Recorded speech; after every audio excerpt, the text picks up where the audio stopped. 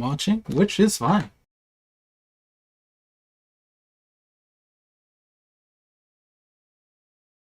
My lord, is there ever a delay? Well, that's what you get for paying for shit internet. Hey, not an issue though. My lord, is there ever a delay? Well, that's what you get for paying for shit internet. Hey, not an issue though. My lord, is there ever a delay? Well, that's what you get for paying for shit internet. Hey, not an issue. Well, that's what you get for shit internet. Hey, not an issue. That's what you get for shit internet. Hey, not an issue. That's what you get for shit internet. Hey, not an issue. That's what you get for shit internet. Hey, that's what you get for shit internet. Hey, that's what you get for Okay, sorry about that. Shit internet. Hey, that's what you get for Okay, sorry about that.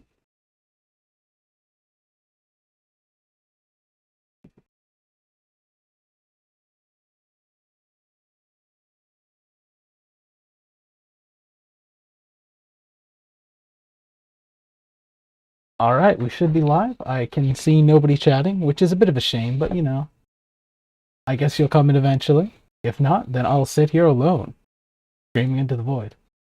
I'm all right with that.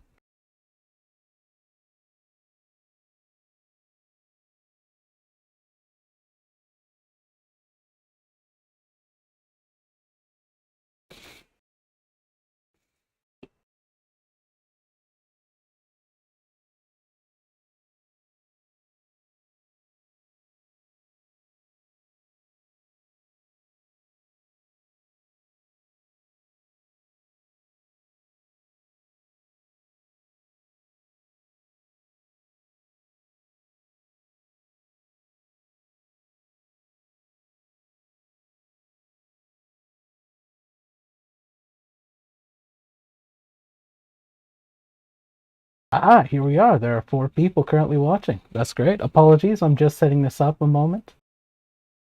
Here we are. There are 4 people currently watching. That's great. Apologies, I'm just setting this up a moment.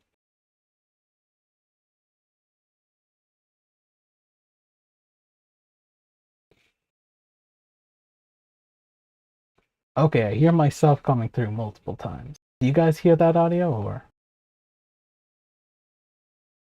Okay, I hear myself coming through. Do you guys hear that audio?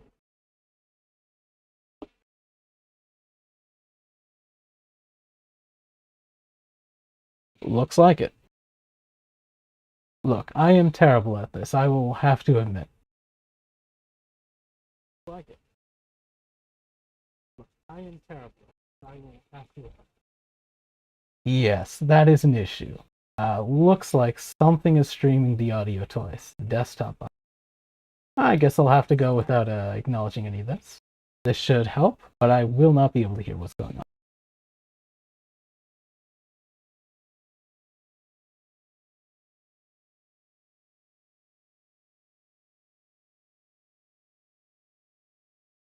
I don't think that's tolerable. By the way, hey Megal. Apologies, is that how you say your name?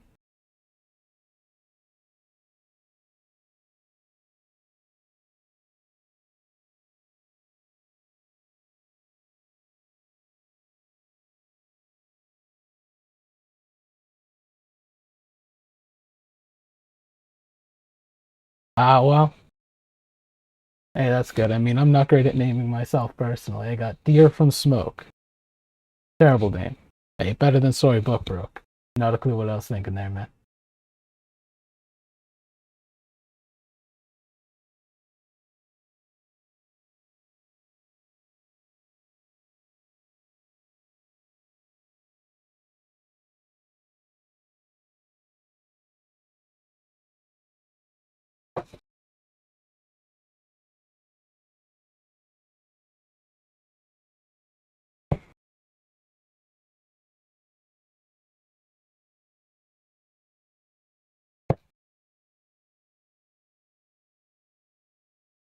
Honestly, I like it. I think that's honestly preferable. Something made up. It seems like an actual name instead of just a bunch of trash he made up. But hey.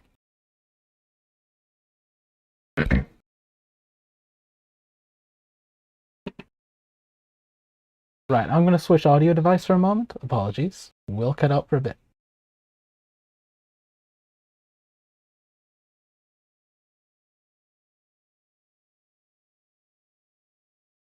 Okay, is this hearable?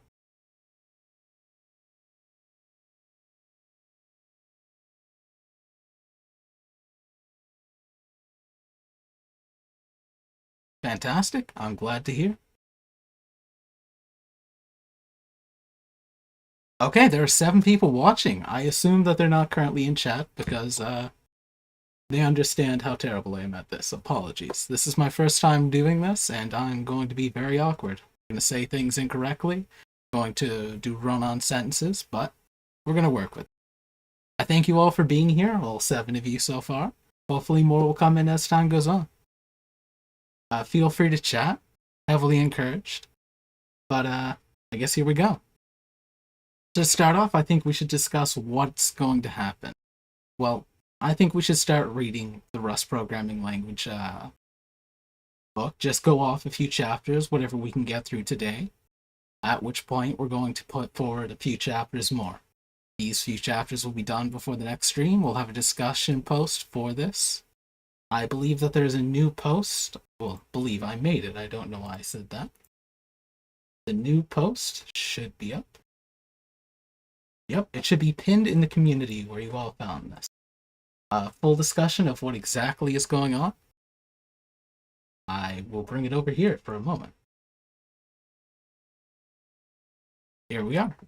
Should be easy to see, easy to find.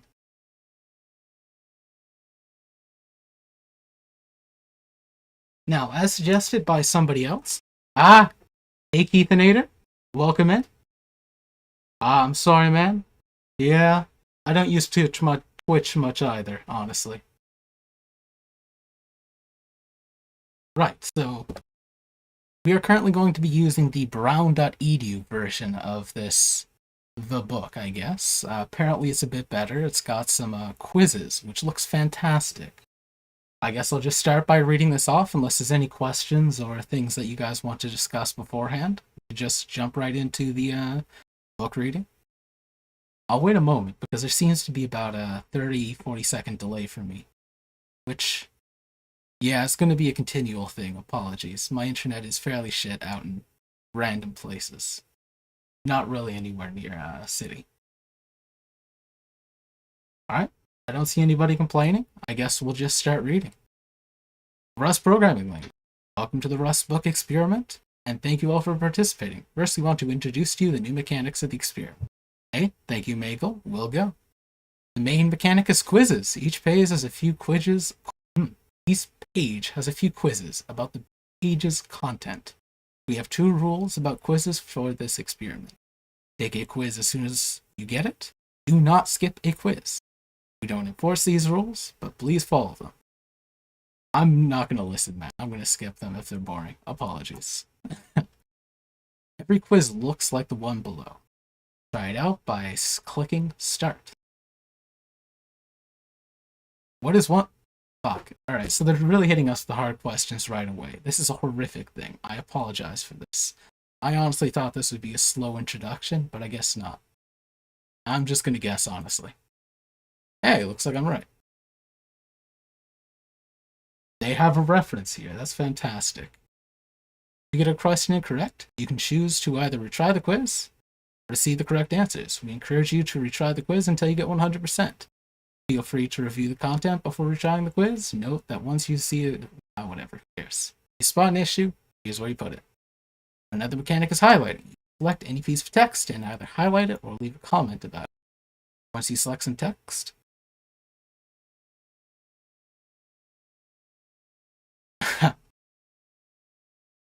is that a shitty reference? What is this? I have no idea. I'm sorry. We're going on a little journey right now.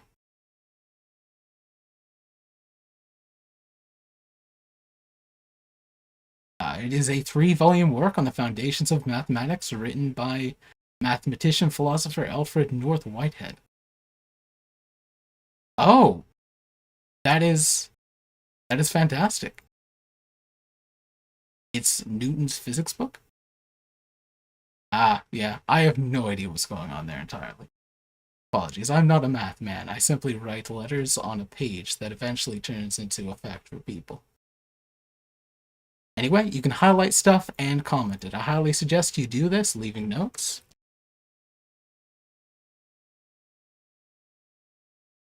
As you go, I guess. That's the thing. It'll probably be kept in your browser cache. Pretty terrible mechanic. I'm going to be keeping my notes in a separate file because I don't want to lose them. Pretty terrible situation, unless they have it on theirs. That is Newton's book.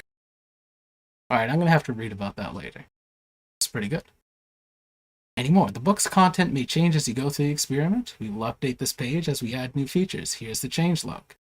New chat. I don't care. I guess that's about it.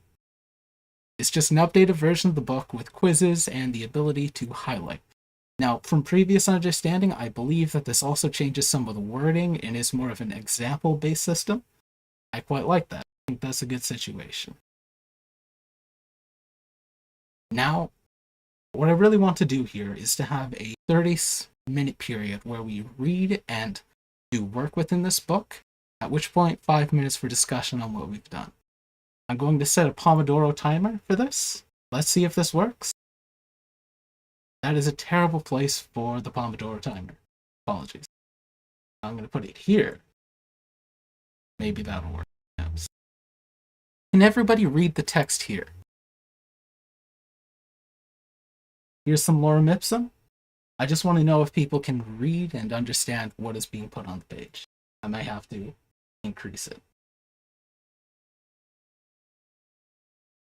Otherwise, I am going to start the Pomodoro timer.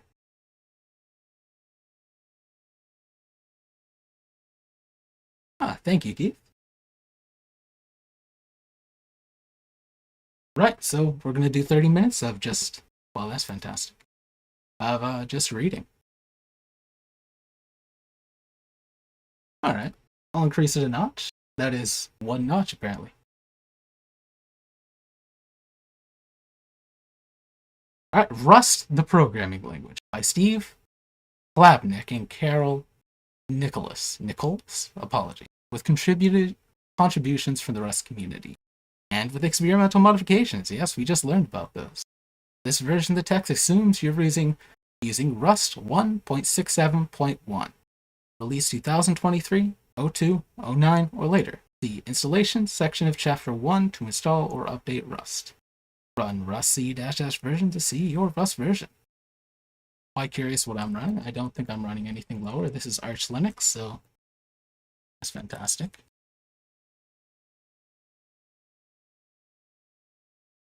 If I had remembered, I probably would have deleted Rust and seen if we could run it again.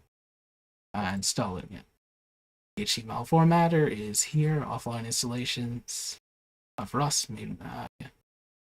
This is just a bit of a... I don't think we really need to read all of that, to be entirely honest, but we will be reading the forward. It wasn't always so clear, but the Rust programming language is fundamentally about empowerment. No matter what kind of code you're writing now, Rust empowers you to reach farther. You program with confidence in a wider variety of domains than you ever did before. Take, for example, systems level work that deals with low-level details of memory management, data representation, and concurrency. Traditionally, this realm of programming is seen as arcane, accessible only to the few select who have devoted the necessary years learning to avoid its infamous pitfalls, and even those who practice it do so with caution, lest their code be open to exploits, crashes, or corruption. Apologies, I'd love to know if you guys want me to read this aloud, or if there's some other suggestion. I'm just going to continue for now unless somebody stops me. Rust breaks down these barriers by eliminating the old pitfalls and providing a friendly, polished set of tools to help you along the way. Programmers who need to dip down into lower-level control can do so with Rust without taking the customary the risks of crashing or security holes, and without having to learn the fine points of a fickle tool chain. Better yet, the language is designed to guide you naturally towards reliable code that is efficient in terms of speed and memory usage. One moment, apologies.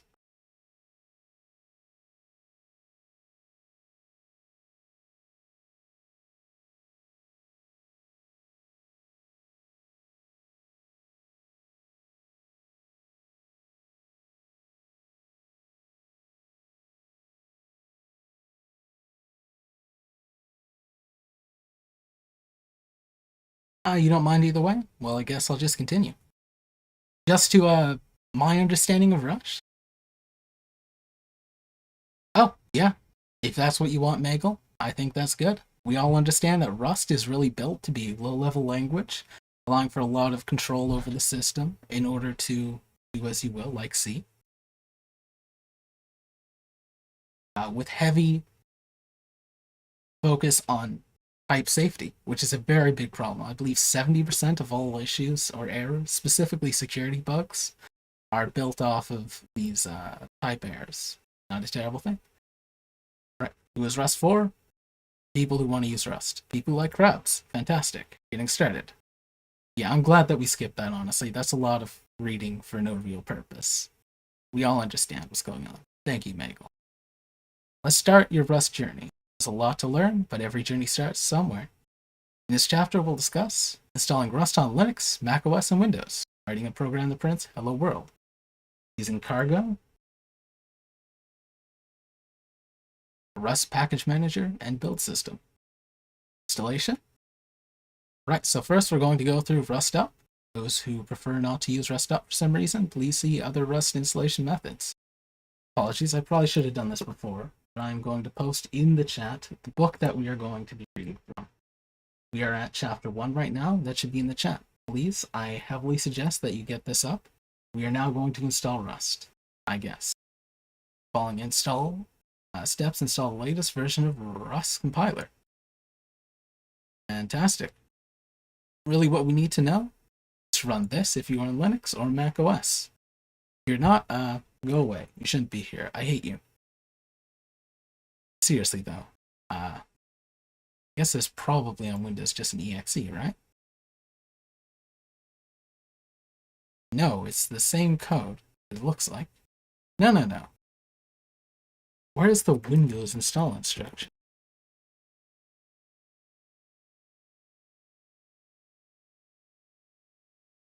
Okay, thank you. That's a very good system. I have to go through 3 links in order to find this.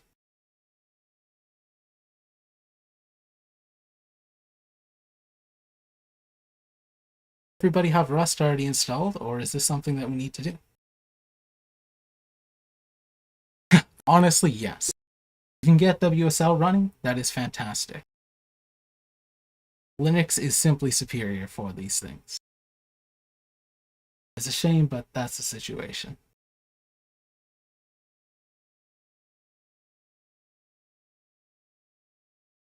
Do we have anything for Windows? Like, come on, they can just get an exe or like a .bat file. This would not be a difficult thing to run.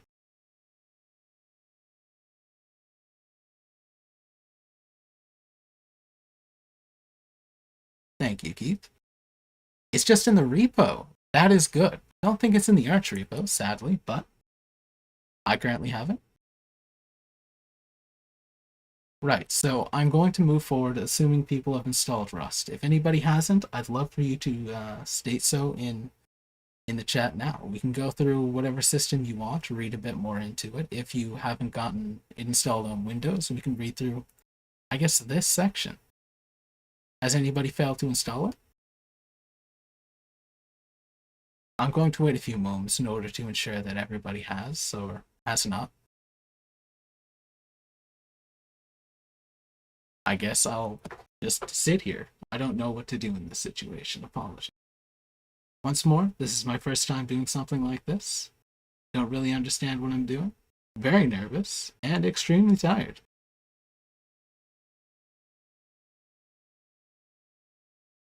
Right. I'm not seeing anybody post that they haven't gotten Rust installed, so I'll assume you're doing it currently, or Uh, you already have it installed? Fantastic.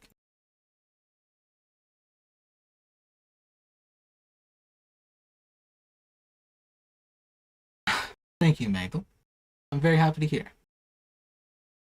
And yeah, that's good. Personally, I have a background in JavaScript, Java, a few other languages. I'm mostly a back-end web developer. Never really touched Rust, not much use for it, but I love the language. I love what they've done with Lemmy. Very happy to work on this.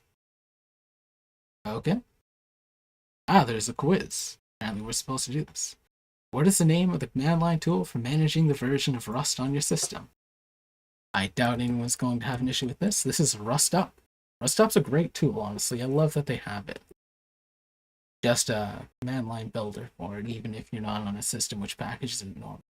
Rust Up is correct. Fantastic. I'm sure eventually I'll get one of these wrong. I've installed Rust. Time to start your first program. That makes me happy. I'm very glad to do this. We are going to run a Hello World on a stream. Right, creating a project directory. Start by making a directory to store your Rust code. It doesn't matter where your Rust code lives. But for the exercise and projects in this book, we suggest making a projects directory in your home directory and keeping all your projects there. Personally, I've just made home/Rust for Lemmings, and I'm going to start with day 1 here. Linux and Mac OS, here it is. Or I hate the Windows command line. I'm so sorry for anybody who has to use it. Get better. Writing and running a Rust program. Next, make a few source files and call it, make a source file and call it main.rs. Let's do this.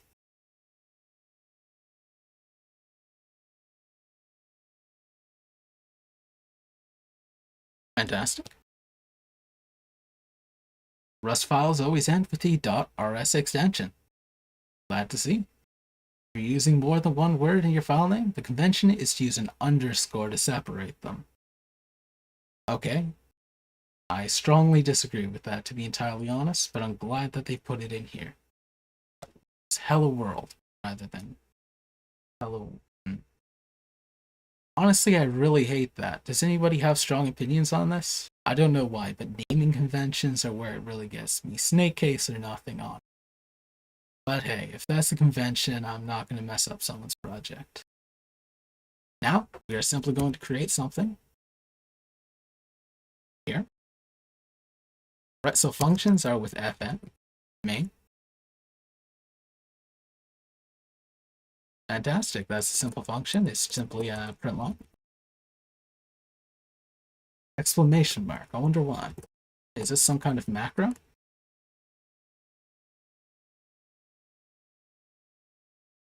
I assume so.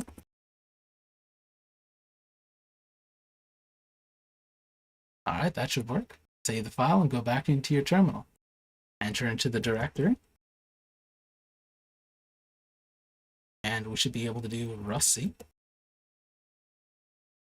main.rs. What has this done? Ah, we now have what I assume to be an executable. Yeah, okay. Wow, that is so good. Oh, thank you, Megal. It's just a macro. Yeah. Apologies I didn't see that. I was kind of focused on just ahead of you. I'm going to be terrible at the streaming thing. Anyway. Yeah, I quite like that, honestly. A lot of the time you see people put it in like 3, 4, 10 different directories. I personally really like the fact that it just drops it in if you just run it. Unlike Java, where you have this massive amount of code gen for the simplest of things. That's great. Save the file and go back into your terminal window in the /projects hello world directory. Or yeah, it's just telling you to do exactly what I just did.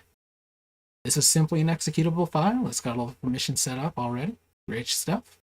On Windows, it'll be main.exe instead of /main, which is fine, regardless of your operating system. That is true, honestly. Yeah, Java does do boilerplate for legacy better than anyone else. I like the JVM. Like, I'll make some hits on Java, but honestly, I do quite like the language. I hate C++, but Java, pretty good, honestly. Regardless of your operating system, the string hello world should print to the terminal. If you don't see this output, refer back to troubleshooting. Part of the installation section for ways to get help. If hello world did print, congrats, you officially written a Rust programmer. Congrats, guys, we're Rust programmers. Let's contribute right now. Where's the Lemmy code bit? All right, let's review the anatomy of a Rust program. First piece of the puzzle, function main. These lines define a function called main. In function special, it's always the first code that runs in every executable Rust program. Here, the first line declares a function named main, has no parameters, and returns nothing. If there were parameters, they would go inside of parentheses. Fantastic. Side of the parentheses. Apologies. Function body is wrapped in swirly braces. Love those swirly braces. This is fairly basic. I like the word FN. Everyone understands what that is. If you want to stick to a standard style across Rust projects, you can use an automatic formatter called Rust Format. I assume if you're using VS Code, you can just download that right now if you want. Perfectly fair. I highly suggest a linter if anybody isn't using one. That's obviously the best way to do things. You don't want to mess people's code structures up. Oh, the Rust team has included this tool with the standard Rust distribution. So I just have it.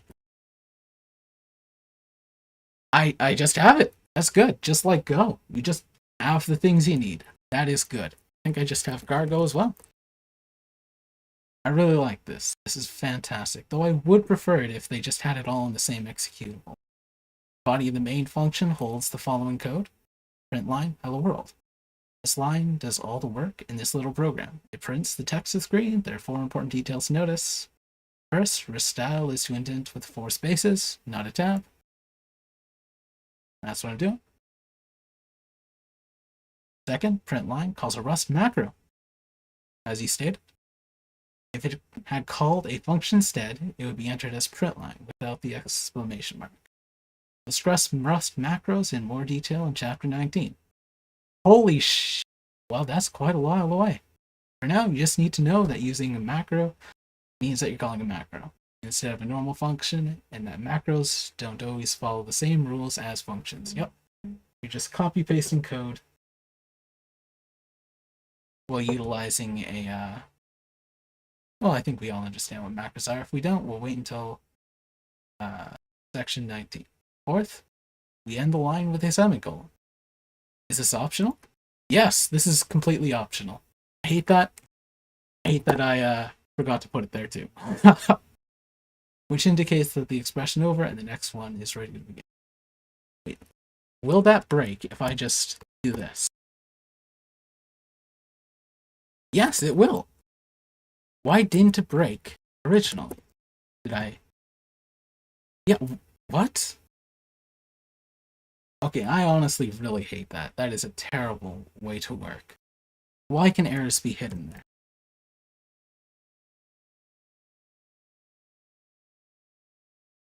Oh, that's horrible. Macros are just the thing you use. Writing them is apparently a pain in the ass. But I love macros in C. Come on. It's a shame. Well, I guess we'll see. Honestly, a lot of people say they hate things that I personally love. I am a masochist. You just run a newly created program, so let's examine each step in the process. Before running a program, you compile it with a Rust compiler by entering the rustc command and passing the name of your source file like this, rustc main rs. I think this is rather self-explanatory. Why did we expect something to break? Oh, well, I didn't have a semicolon here. There was a semicolon right here. Now it's gone. It works perfectly fine. However, if we have 2 calls to it, it breaks. In a lot of languages, semicolons are optional as long as things are on different lines, and here it's not. However, they don't force it if it's just a one-liner. I would expect that to break. Okay. Implicit returns it functions in Rust. I don't like implicit returns, but hey. It is interesting, I find. It's a good guess. I don't know much about Rust, to be entirely honest, so we'll see as we go along. If you have a C or C++ background, you'll notice this is similar to the GCC you're claim. After compiling successfully, Rust outputs the binary executable. On Linux, macOS, PowerShell, on Windows, you can see executable by entering the else command in your shell. Yes, we should understand that by now. On Linux and macOS, you'll see two files. With PowerShell on Windows, you'll see the same three files that you would see using CMD. I completely agree. I hate implicit return. Why? There's no purpose for it. That's incredibly stupid. With PowerShell, you'll see the same three files. Yep. Okay, yeah. Windows is Windows. I'm just going to ignore Windows unless somebody here tells me that they use Windows. Oh, implicit return is when we return something without stating return. So if we had is it let x equal 3? Well, that can't be it.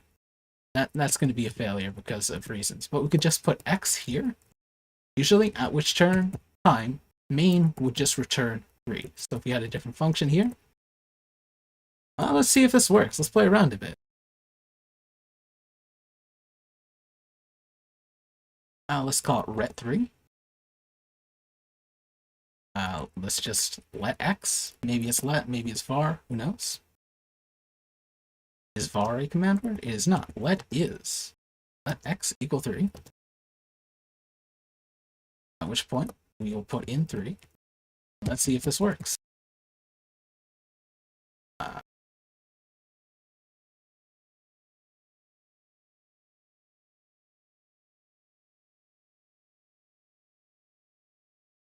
May not work for other reasons. Who knows? This is a failure. Maybe missing a string or literal format. Let's make this.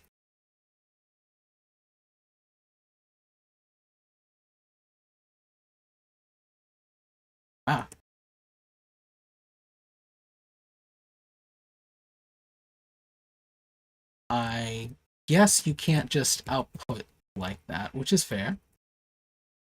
Let's just quickly let ret3.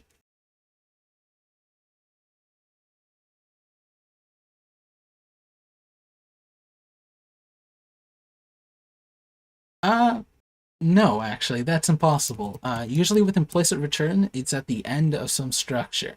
The reason I don't like it is because it's not explicit. Yeah, as Magel states, it doesn't tell you that it's returning. You can't just search return and see all the places in which something returns something. It's just there. And it can be harder to notice. I really hate when this stuff happens. Past statement with no effect. Okay, so obviously we are missing something, and we are going to have to continue here. I don't know why I'm not getting errors if these are going to error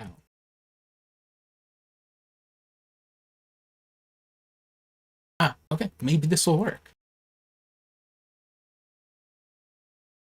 Nothing. Well, yes, of course not.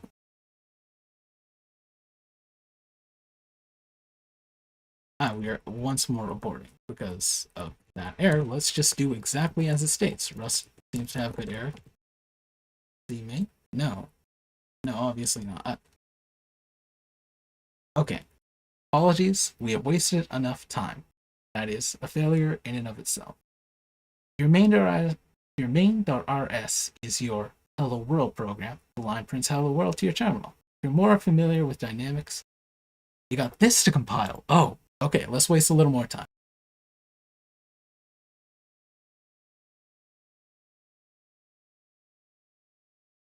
I'm very excited for this. Oh, thank you. I love this system. Thank you for doing the things that I want you to. Oh, well, not well.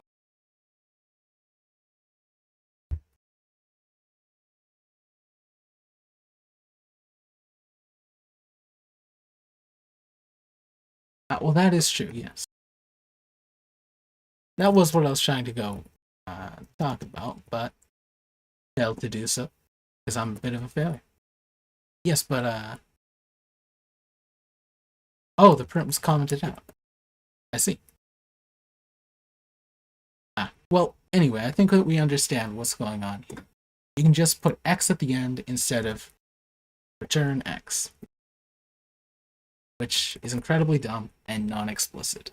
But it allows for some things that I do agree are quite cool, specifically around switch statements, and I believe match statements in Rust. I've heard a little bit of that.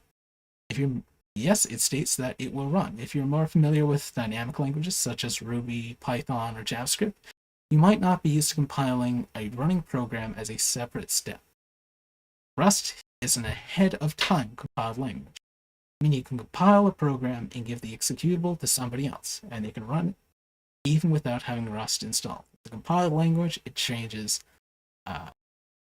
code which we can read into binary code that a machine can read, and you don't need all the build tools installed. No node modules here. We all can understand a .exe will do the same. If you give somebody an RB, Py, or JS file, they need to have Ruby, Python, or JavaScript installed respectively, but in those languages, you only need one command to compile and run your program. Everything is a trade-off in language design. Fantastic.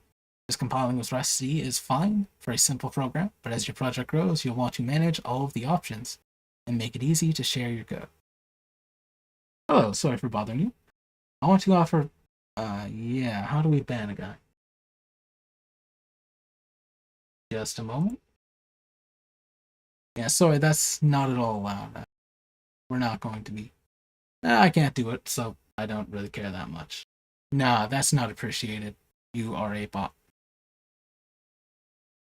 Anyway, that's it for this. Ah, there was a quiz. I'm going to miss those like crazy. What in the world? So you just downloaded it. Not what I want? Yeah, let's turn with the name main. This is fairly basic. Let's say you have the following program in a file hello-world.rs. Say you run the command rustc.hello.rs from the command line. Which statement best describes what happened? We'll compile the code and output a binary executable called hello. Simple. Fantastic. Right. And there we go. Cargo is Rust's build system and package manager. I love that this has it, just like Go. Every language should have one of these things. Dealing with dependencies in Java, C, C++ is trash. I hate it. Cargo is Rust build system and package manager. Most Rustaceans use this tool to manage their Rust projects because Cargo handles a lot of tasks for you, such as building your code, downloading the libraries your code depends on, and building those libraries. All the libraries that your code needs dependencies. The simplest programs, like the one we've written so far, don't have any dependencies. If we had built the Hello World project with Cargo, it would only use the part of Cargo that handles building your code. As you write more complex Rust programs, you'll add dependencies, and if you start a project using Cargo, adding dependencies will be much easier to do. Because the vast majority of Rust projects use Cargo, the rest of the book assumes that you're using Cargo too. Cargo comes installed with Rust, and if you use the official installers discussed in installation section, you installed. Apologies, I am degrading in my speech. If you installed Rust through some other means, check whether Cargo was installed. Entering the following in your terminal: Cargo -- version. Let's just ensure I am certain it is here. Yeah. See a version number? You found it. Creating a project with Cargo. Right? Let's go back a directory and create Cargo new. Hello_Cargo. Fantastic. Yep. Here we go. Source. Here we go. A little bit of code gen. A little bit of little built up. Wonder what'll happen when we compile. Alright. First command creates a new directory and project called hello_cargo. We've named our project Hello Cargo, and Cargo creates its files and directory of the same name. Go to hello_cargo and list the files. You'll see that cargo has generated 2 files in one directory for us, a cargo.toml file and a source directory with a main.rs file inside. It has also initialized a new Git repository along with a git ignore file. Git files won't be generated if you run cargo new within an existing Git repository. Override this behavior by using cargo new -- version control system equals git, vcs equals git. Git is a commonly used control system. You can change cargo new to, yep. Does anybody actually use any different VCS for work other than Git? I mean, I honestly don't think I have, and I've worked with some very old and antiquated systems. Strange. Love to hear if anybody's ever used anything else. Okay, opening cargo.toml. Pretty simple file. Just a toml file with the name, hello create, version, edition. No idea what that means. And dependencies. Honestly, I think that we can skip a lot of this. Like, this is fairly self-explanatory. This file is in the toml, Tom's obvious minimal language. Programmers should not be allowed to name things. Yeah, Megal. Mercury? I've heard of that. SVN? Nobody uses that, right? But yeah, you're right. Pretty much just Git. I blame Microsoft, but also Linus did just make an amazing VCS. First line indicates the following statements are configuring a package. Second line, next 3 configure information. Python project was stuck on SVN for a while. That is absurd. Oh, Arch Linux was using SVN until just recently, like half a year ago. Yeah, I guess it's probably still around in some places. That is horrific. I hope that I just pass by all of those places. That does not seem like a good system. The next 3 lines. We'll talk about addition E and appendix E. I'm really curious about what addition means. Chapter 1, you saw that cargo new adds a bit of metadata about the addition. Appendix tells you what it means. Rust language compiler has 6-week have a 6-week release cycle, meaning you just get a consistent stream of new features of the program. They usually release larger changes less often. Rust releases smaller updates more frequently. For a while, all of these tiny changes add up. But from release to release, it can be difficult to look back and say, wow, between Rust 1.10 and Rust 31, Rust has changed a lot. Every 2 to 3 years, the Rust team produces a new Rust edition. Each edition brings together the features that have been loaded into a clear package with a fully updated documentation tool. Okay. Time it's writing, 2015, 2018, and 2021 are available. All right. That's pretty good. Pretty good to know. All right. Last line, dependencies, the start of the section. We can all understand what dependencies is. It's just bringing in a bunch of other Rust projects to utilize in your own Rust project. All right, and if we start main.rs, it just brings out a hello world. Good, it has a main that just runs to stop errors. If that runs out, you know you just forgot to initialize something in main. Cargo has generated hello world for you, just like the one we wrote in listing 1.1. So far, the difference between our project and the project cargo generated are that cargo places the code in the source directory, and we have a cargo.toml configuration file in the top directory. Right, so we're probably also going to have a build directory and an output directory at the top level of hello cargo. Cargo expects your source file to live in the source directory. Top level directory is just for the readme file, license information, configuration files, and anything else not related to your code. That is good. That is very good. I like that we don't just put a bunch of code right in there. Everything needs to be listed. Though I doubt that's followed everywhere. If you start a project that doesn't use cargo, as we did with the Hello World project, and convert it to a... Oh, wow. Apologies. We ran over our Pomodoro, but I think, honestly, we're on a roll. We can just continue.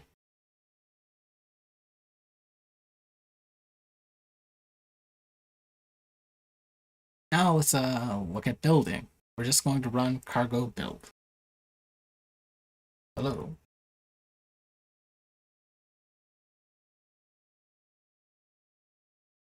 Go build. Oh, yeah.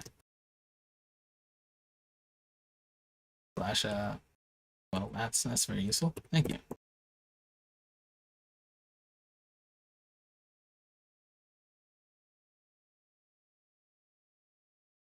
build does what exactly? It creates a log file. That is good. Where is the output, though? Target. It's under target debug? Okay. Yeah, this is what I was talking about with it just building out a massive amount of junk that's not needed. Is all of this really needed for just a Hello World program? Examples, dependencies is nothing. Build is nothing because we haven't released. Fingerprint. Oh wow, look at all this. That's really useful, isn't it? Oh, fantastic. Okay, maybe there's some use for it on a bigger project, but you know, I tend to hate these things. Just let me build small, independent projects. This command creates an executable in target debug hello cargo, or target debug hello cargo.exe on Windows, rather than in your current directory, because the default build is a debug build. Thing to do, cargo puts the binary into a directory named debug. You can run the executable with this command, or probably cargo run, right? Yeah, cargo run. Yep, she works. That probably builds as well. Looks like it does. Okay. If all goes well, Hello World should print in the terminal. Running cargo build for the first time also causes cargo to create a new file at the top level called cargo.lock. I love lock files. I'm very glad that they have it. Lock files are a blessing. It tells you exactly what was done and what was used to build something that worked. Files keep track of the exact versions of dependencies in your project. This project doesn't have dependencies, so the file is a bit sparse. Alright, yeah. Oh, pretty simple. Alright. This project, yep. We just built the project with cargo build and ran it with that. But we can also use cargo run to compile the code and run the resultant executable in one command. Pretty good. Using cargo run is a bit more convenient than having to remember to cargo build and then use the whole path to the binary, so that most developers use cargo run. Notice that this time we didn't see output indicating cargo was compiling hello.cargo. It's already compiled. Cargo figured out that the file hasn't changed, so it doesn't rebuild, but just ran the binary. If you had modified your source code, Cargo would have rebuilt the project before running it, and you would have seen this out. Okay. What if we do something that's entirely meaningless? Apologies if you guys don't like me playing around with this. You can stay, and I can just being very calm. It did have to compile, even with a meaningless change. That does not change the output code in any way, shape, and or form, but it does have to recompile. So I wonder if we have a massive project and we make one change in a file, if it recompiles the entire thing. That would suck. Cargo also has cargo check. The command checks the quality of your code to make sure it compiles, but doesn't produce an executable. Useful. That's probably what's running under the hood for any LSP server. Why would you not want an executable? Often cargo check is faster than cargo build because it skips the steps of building an executable. You're continually checking your work while writing the code. Using cargo check will speed up the process of letting you know if your project is still compiling. As such, many stations run cargo check periodically as they write their program to make sure it compiles. That's quite useful. Let's recap. We can create a project using cargo new. We can build a project using cargo build. We can build and run a project in one step using cargo run. We can build a project without producing a binary to check for errors using cargo check. Instead of saving the result. Oh, sorry for missing your message, Keith. Yeah. Thank you. Yeah, that's really how I learned. Just messing around, breaking stuff, and if you break stuff well enough, you can learn a hell of a lot more fixing it. Instead of saving the results of the build into the same directory as the code, it stores it in target debug. An additional advantage of using cargo is that the commands are the same no matter which operating system we're working on. So, at this point, we'll no longer provide specific introductions for Linux and Mac OS versus Windows. Building for release. When it's ready for release, we just run cargo build release. This command will create an executable in target/release instead of target/debug. The optimization make your Rust code faster, It takes out the debugging information, really, is what's going on here. As well as a few other pieces, I assume, but that's really all it's doing. With simple projects, Cargo doesn't provide a lot of value for just using rustc, but it will provide its worth as your programs become more intricate. As programs grow to multiple files or need a dependency, it's much easier to let Cargo coordinate the build. So it's like Makefile. It's a much better version of Makefile. If anybody's ever worked with Makefile or like the GNU tools or anything like that, with C, it is absolute hell. I do not suggest messing around with it. It's terrible with a bunch of stuff you have to learn that's not adjacent to the code. Right?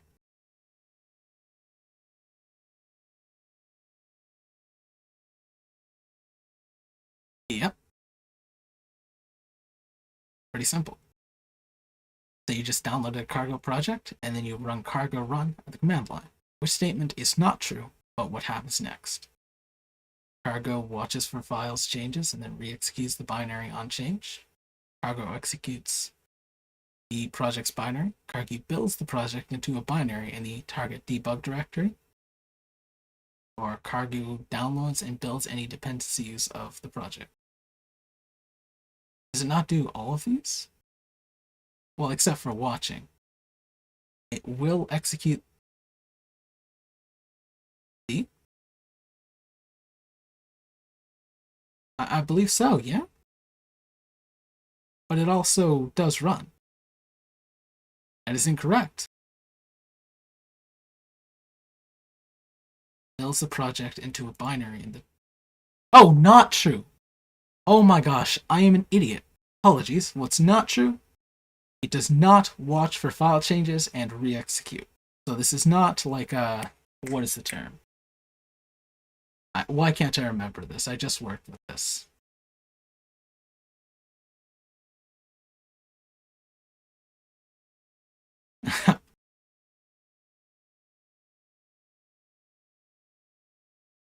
No, it is A. It doesn't watch and then re-execute. If we change something in here, it's not going to just rerun and output. Yep, that is the correct thing. You're already off to a great start on your Rust journey. Next chapter, we're going to learn how to install the latest version with Rust up, update, open locally installed docs, run a Hello World program using rustc directly to. Oh, that's what we've already done. Create and run a new project using the conventions of Cargo. All right. Finally, we get some real code. My god, this has been boring as hell. I apologize. Here we get to see some actual code. Let's just look ahead. Yeah, we're using some standard IO, so let's get into this. Let's jump into Rust by working through a hands-on project together. This chapter introduces you to a few common Rust concepts by showing you how to use them in a real program. You'll learn about let, match methods, associated functions, external crates, and more. In the following chapters, we'll explore these ideas in more detail. In this chapter, you'll just practice the fundamentals. We'll implement a classic beginner's programmer problem, a guessing game. Here's how it works. The program will generate a random integer between 1 and 100, and then return a new. I hate that. Guessing game? Why does it not just let me go into it first? There should be an option to do that. Here we are.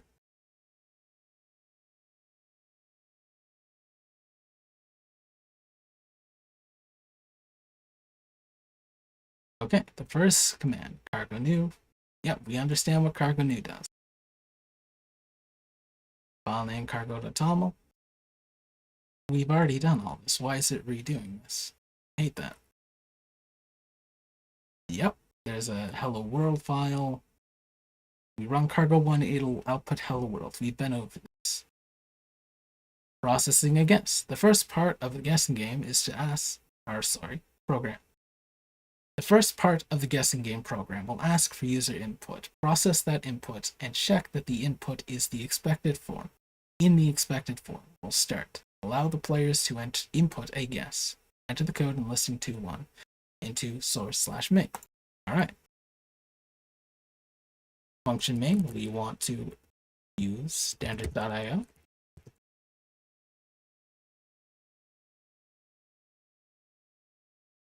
Task. We want to print Well, words are difficult.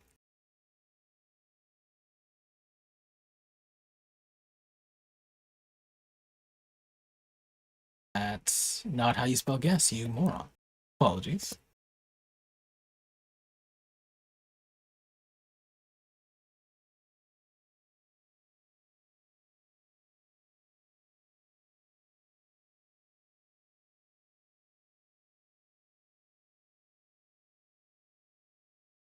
Ah, here's something I've heard of quite a bit.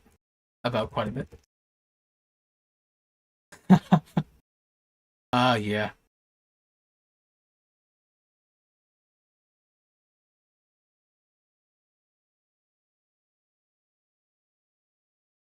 Oh, okay.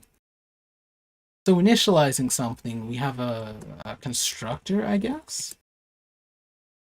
We just straight up have a constructor that's on the type. Is this part of some form of struct? Just a function pointer inside of struct?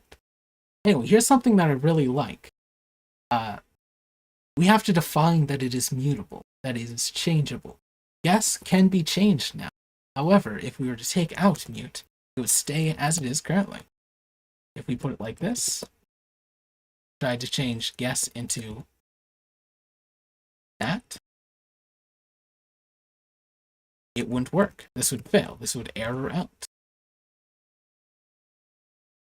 In order to do that, oops, you have to allow it to be mutable. I like that. Mutation should be defined. It should be something that we say we can do firstly. Yeah, I think you all understand at this point what I'm trying to say. I quite like that. Anybody have any objections to that idea? Not allowing you to mutate anything or change anything at any later point without specifically stating? I quite like it, honestly. Alright, so we're using IO, a member statement, standard input. Member statement, what am I talking about?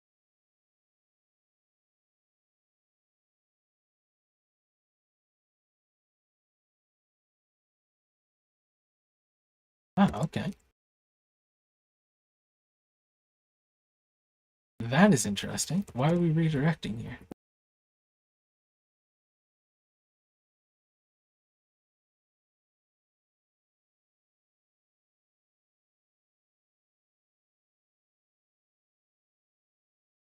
Oops.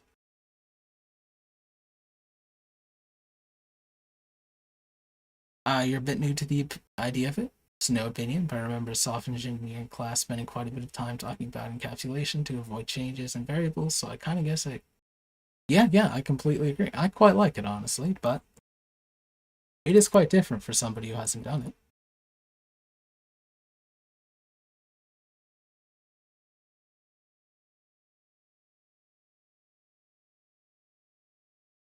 Okay. Right, so this is kind of like a try-catch here. Dot expect. Have I not set up an LSP for Rust? I guess I haven't. Okay.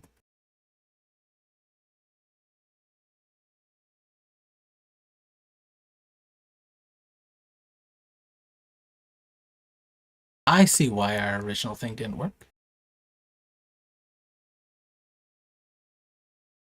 I wish the error was a little more helpful. I can see now. Ah. Ah. I see. Idiot. I am a JavaScript man. I do a lot of JavaScript, so you will see quite often I will forget semicolons. 55. Fantastic, I guess 55. The code contains a lot of information, so let's go over it line by line. To obtain user input and print the result as output, we need to bring in the IO, input-output library, into scope. IO library comes from the standard library known as std. I mean, they don't really. Come on. I mean, Python, JavaScript, even Go doesn't really need them. Why do we need them? Useless. It's on a new line. Why not allow white space to take over our lives? I like it. Yeah, so we're using standard I/O. By default, Rust has a set of items defined in the standard library that bring into the scope that it brings into the scope of every program. I'm not going to make the joke because this will be public, but I think you can guess the joke I was going to make, my friend. By default, oh yeah, this is called the prelude. See it in standard library documentation. Right, so it's a bunch of junk it brings in, but a lot of the other stuff that you don't likely need, it doesn't. I wonder what it actually does. This is something that I think I'll read over later. I think that we should all read this, honestly. I think this would be a great... it's quite small too. But not right now. As you saw in chapter 1, the main function is the entry point. The function syntax declares a new function, parentheses indicate there are no parameters, and the curly bracket starts the body of the function. As you also learned in chapter 1, println is a macro that prints a string to the screen. Love to see that built out. This code is printing a prompt stating what the game is and requesting input from the user, storing values with variables. Next, we create a variable to store the user input like this. Now the program is getting interesting. There's a lot going on in this line. We use the let statement to create a variable. Here's another example. Let apples equal 5. This line creates a new variable called apples and binds it to the value 5. In Rust, variables are immutable by default, meaning once we give the variable a value, the values won't change. We'll be discussing this concept in detail in the variables and mutability section in chapter 3. To make a variable mutable, we add mute before the variable's name. Immutable, mutable. I don't know why they don't properly explain what mutability is, but just to re-reference what it is, that means that you can change it. Apples will always be 5 for the entirety of the program versus we can turn bananas into 43. We now have 43 bananas. Note the // syntax starts a comment that continues until the end of the line. Ignores everything in the comment. Discuss comments more in detail in chapter 3. Okay? Perhaps they have some kind of a doc block style syntax. Turning the guessing game program, you now know let mute guess will introduce a mutable variable named guess. The equal sign tells Rust that we want to bind something to the variable now. On the right of the equal signs, we see that the value of guess is bound to... on the right of the equal sign is the value that guess is bound to, which is the result of calling string ::new, a function that returns a new instance of a string. String is a string type provided by the standard library that is a growable UTF-8 coded bit of text. Okay, that's cool. Okay, so it normally in other languages, a string is simply an array of characters.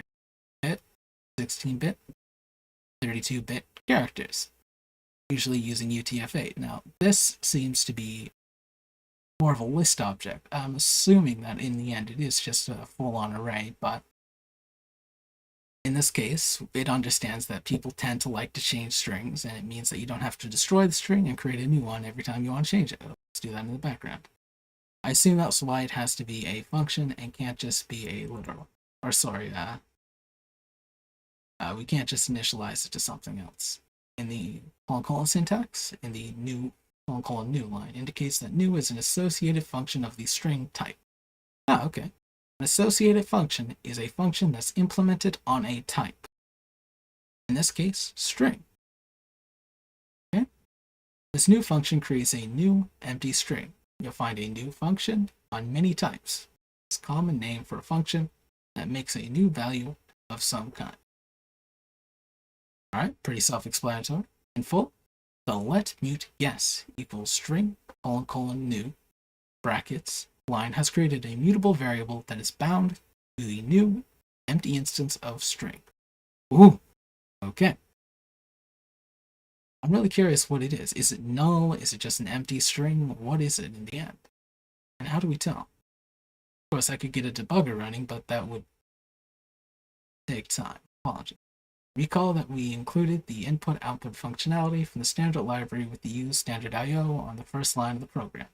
Now we'll call the standard in function from the I/O module, which will allow us to handle user input. I/O : standard in, .readline, ampersand mute yes. If we hadn't imported the I/O library, with use standard : IO, at the beginning of the program, we could still use the function by writing this function call as standard : IO : standard input. The standard input function returns an instance of standard IO standard in, which is a type that represents a handle to the standard input for your channel. Okay, I was going to ask that question. If : is for a type, then is IO a type? Yes, it is. I mean, in the end, that's just a struct with some function pointers, but yeah. In other language, we would see namespace here. So I guess if you're used to Java or anything else, namespace is what the equivalent would be. Next is the .readline ampersand mute guess, which calls the readline method on the standard input handle to get the input from the user. We're also passing the @mute guess as an argument to readline to tell it what string to store user input in. The full job of readline is to take whatever the user types into standard input and append that into the string without overwriting its contents. Okay, that's actually quite useful to know. I wouldn't have guessed that. The readline just adds it on to the end. I wonder what happens if we were to just use a string literal here. This.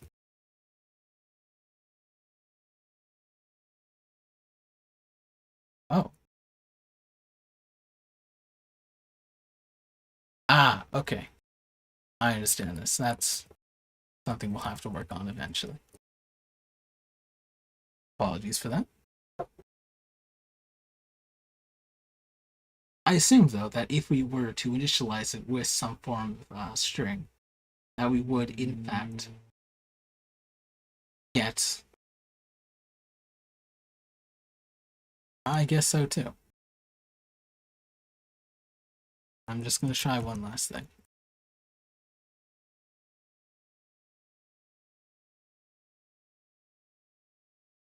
Yeah.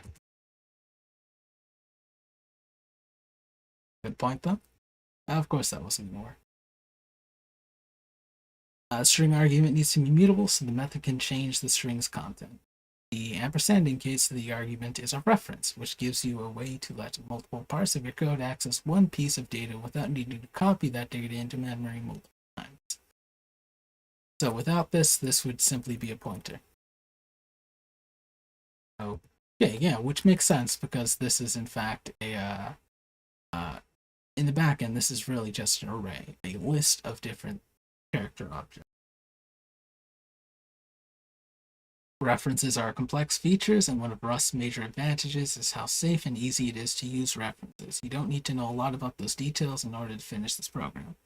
For now, all you need to know is that, like variables, references are immutable by default. Hence, you need to write @mute guess rather than @guess to make it mutable. Chapter 4 will explain references more thoroughly. I'm glad that's something they bring up quite quickly, though getting into pointers before you get into macros is a bit weird. Perhaps. Handling potential failures with results. We're still Wait, what am I talking about? Of course you would do pointers before. Apologies, I'm quite tired. We're still working on this line of code. We're now discussing a third line of text. Note that it's still important, but note that it's still part of a single logical line of code. The next part is this method, .expect, fail to read line. We could have written this code as IO, standard input as a function, read line, @mute guess, expect, fail to read line. However, one line is difficult to read, so it's best to divide it. It's often wise to introduce a new line and another white space to help break up lines when you call a method with the .method name syntax. Now let's discuss what this line does. I'm guessing they still work by the 80 character limit. Pretty good way, just keep things short. As messaged earlier, readline puts whatever the user enters into the string we pass to it, but it also returns a result value. Result is an enumeration, enum, often called an enum, which is a type that can be in one of multiple possible states. we call each possible state a variant. Chapter 6 will cover enums in more detail. The purpose of these result types is to encode error handling information. That's quite cool. All of your error handling is built into well, I guess we'll see. Results variants are OK and error. The OK variant indicates the operation was successful, and inside OK is the successfully generated value. The error variant means the operation failed. Error contains information about how or why the operation failed. Values of the result type, like values of any type, have methods defined on them. An instance of result has an expect method you can call. If this instance of result is an error value, expect will cause the program to crash and display the message that you passed as an argument to expect. If the readLine method returns an error, it would likely be the result of an error coming from the underlying operating system. If this instance of result is an OK value, expect will take the return value that OK is holding and return just that value to you so you can use it. In this case, that value is the number of bytes in the user's input. If you don't call expect, the program will compile, but you'll get a warning. Okay. May be an error variant, which should be handled. Note. Okay. Rust warns you that you haven't used the result value returned from readLine, indicating that the program hasn't handled a possible error. The right way to suppress the warning is to actually write error handling code. But in our case, we just want to crash the program when a problem occurs. Honestly, the best way of doing things. Just yeet them back into the OS. Do not crash the entire computer, honestly, so it's not our fault. It's the OS. So you can use expect. You'll learn more about recovering for errors in Chapter 9. Printing values with printline placeholders. Aside from the closing curly bracket, there's one more line to discuss in the code so far. Front line, you guessed, yes. This line prints the string that now contains the user's input. The curly brace is a placeholder. Think of curly brace as little crab printers that hold a value in place. When printing the value of a variable, the variable's name can go inside the curly braces. Printing the result of evaluating an expression, place empty curly brackets in the format string. Follow the format string with a comma-separated list of expressions to print each empty curly bracket placeholder in the same order. Printing a variable and the result of an expression in one call to print line would look like this. At which point, yeah, honestly, that is good. String concatenation is not something I quite like to see in code. So just having I never remember the word for this. String interpolation is just good to have. I quite like that. Instead of having different functions or just weird syntax, it's just here. Print line? Yeah. Oh, okay. Yeah, I see. So this is quite interesting. An unnamed variable, or an unnamed, what are they calling this?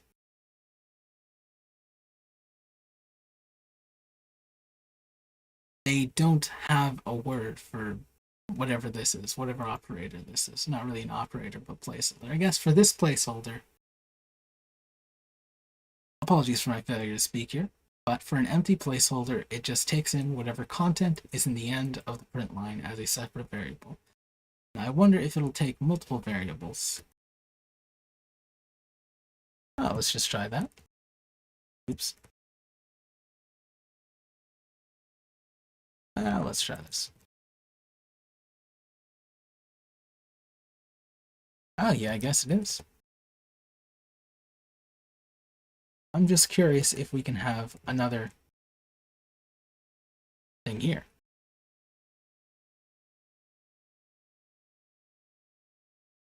Well, I doubt that'll work, honestly. Let's just try this. Yep. Yeah, that'll work. So just continually add in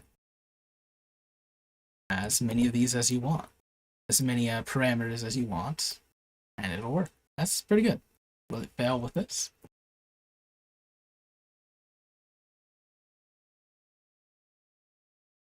That's quite strange. Oh, well, I haven't saved it. Yeah, no, it will fail with that. Okay, that's good. Testing the first part. Let's test the first part of our guessing game. Run it using cargo run. Oh, well, I guess we've already done that, but let's go again. Enter your first number, 33. You guessed 33. This. Ah, well, good job, man. Testing the first part. We have tested. At this point, the first part of the game is done. We're getting input from the keyboard and then printing it. Generating a secret number. Next, we need to generate a secret number that the user will try to guess. The secret number should be different for every time. So the game is fun to play more than once. We'll use a random number between 1 and 100 so the game isn't too difficult. Rust doesn't yet include random number functionality in the standard library. However, the Rust team does provide the rand crate. I said, okay, that is dumb. I really hate that we need a rand dependency. What is it going to be? Rand equals star. Oh yeah, here we are. Using a crate to get more functionality. Remember that a crate is a collection of Rust source code files. The project we've been building is a binary crate, which is executable. The rand crate is a library crate, which contains code that is intended to be used in other programs and could be executed on its own. Cargo coordination of external crates is where cargo really section header that cargo created for you. Be sure to specify rand exactly as we have here. With this version number, or the code, examples in this tutorial may not work. Okay, why? What could have changed with rand? What massive change could have happened with rand to make it so that we can no longer get a random number? I really hope this is not a commonality with Rust, that you just find that your crates have changed something as basic as rand. You don't specify a specific version. In the cargo to toml file, everything that follows a header is part of that section that continues. Everything that follows a header is part of that section that continues until another section starts. Terrible writing, I argue. In dependencies, you tell cargo which external crates your project depends on and which versions of those crates you require. In this case, we specify the rand crate and the semantic version specifier 085. I assume you can. I assume you can. It's likely something like this. Echoes or any something like that, or over 5, whatever it is. Something like over. Oh, yeah, really. That's cool. I'm gonna try that out. That's a good point. Megal just stated here. Cargo add rand. Should add the rand into this problem. Why has it not done this? Crates.io in rand 085 to dependencies, features. Why has this not worked? Is it simply not updated? No, it simply hadn't updated. That's my fault. That's my NeoFam. Apologies for that. But yeah, it'll just add it into here. That's really cool. I quite like that. I wonder where it gets all its repositories from. Is it just GitHub? But still, very good point, Megal. Cargo, add, and then the name of the package within cargo will work. That is fantastic. Cargo understands semantic versioning. Yeah, here's what you're talking about, Keith. Semantic versioning will allow you to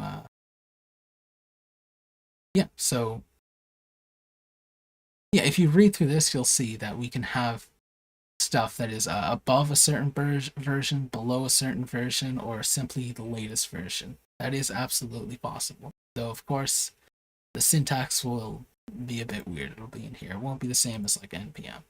Cargo considers these versions to have a public API compatible with version. Oh, apologies. I missed some. Here it is. sometimes called semvar, which is a standard writing version of numbers. The specifier 085 is actually shorthand for parrot 085, which means any version that is at least 085 but below 090. Oh, okay. Yeah, that's likely it. Right, this I don't like, however. So, if we just put in 085, my expected, what I would expect to happen would be that I would get version 085, not any version above 085, but still within the 08 release. For stuff that has a release section like the Linux kernel, which is quite a lot, the numbers don't actually mean a hell of a lot, so that can cause a lot of major issues. That's really a shame. Cargo considers these versions to have public APIs compatible with version 085, and this specification ensures you'll get the latest patch release that will still compile with the code in this chapter. Any version 090 or greater is not guaranteed to have the same API as what the following examples use. Okay, so they're stating that Cargo should consider. Yeah, patches are supposed to. These minor versions should not make any changes that actually affect the code that is written. So it shouldn't mess with RAND. However, as a person who's worked with dependency hell on massive projects, a lot of the time people don't follow these rules. A lot of the time people put breaking changes into 086. I understand that Cargo wants you to not do that, but I highly doubt that'll happen. Also, sometimes versions, I cannot remember the word, but people can break things in 086 due to small, insignificant changes. I really wish that it was more explicit. If we explicitly state 085, it should be 085. Now, apologies for the massive ramble here. That is my strong opinion. Exactly, it should. Should is not enough to put the basis of your entire business on. Like, no. I really hate that. Now, without changing any of the code, let's build the project as shown in listing 0, listing 2, -2. Okay. So we're just going to see Cargo, download, RAND, and all of its dependencies. Okay.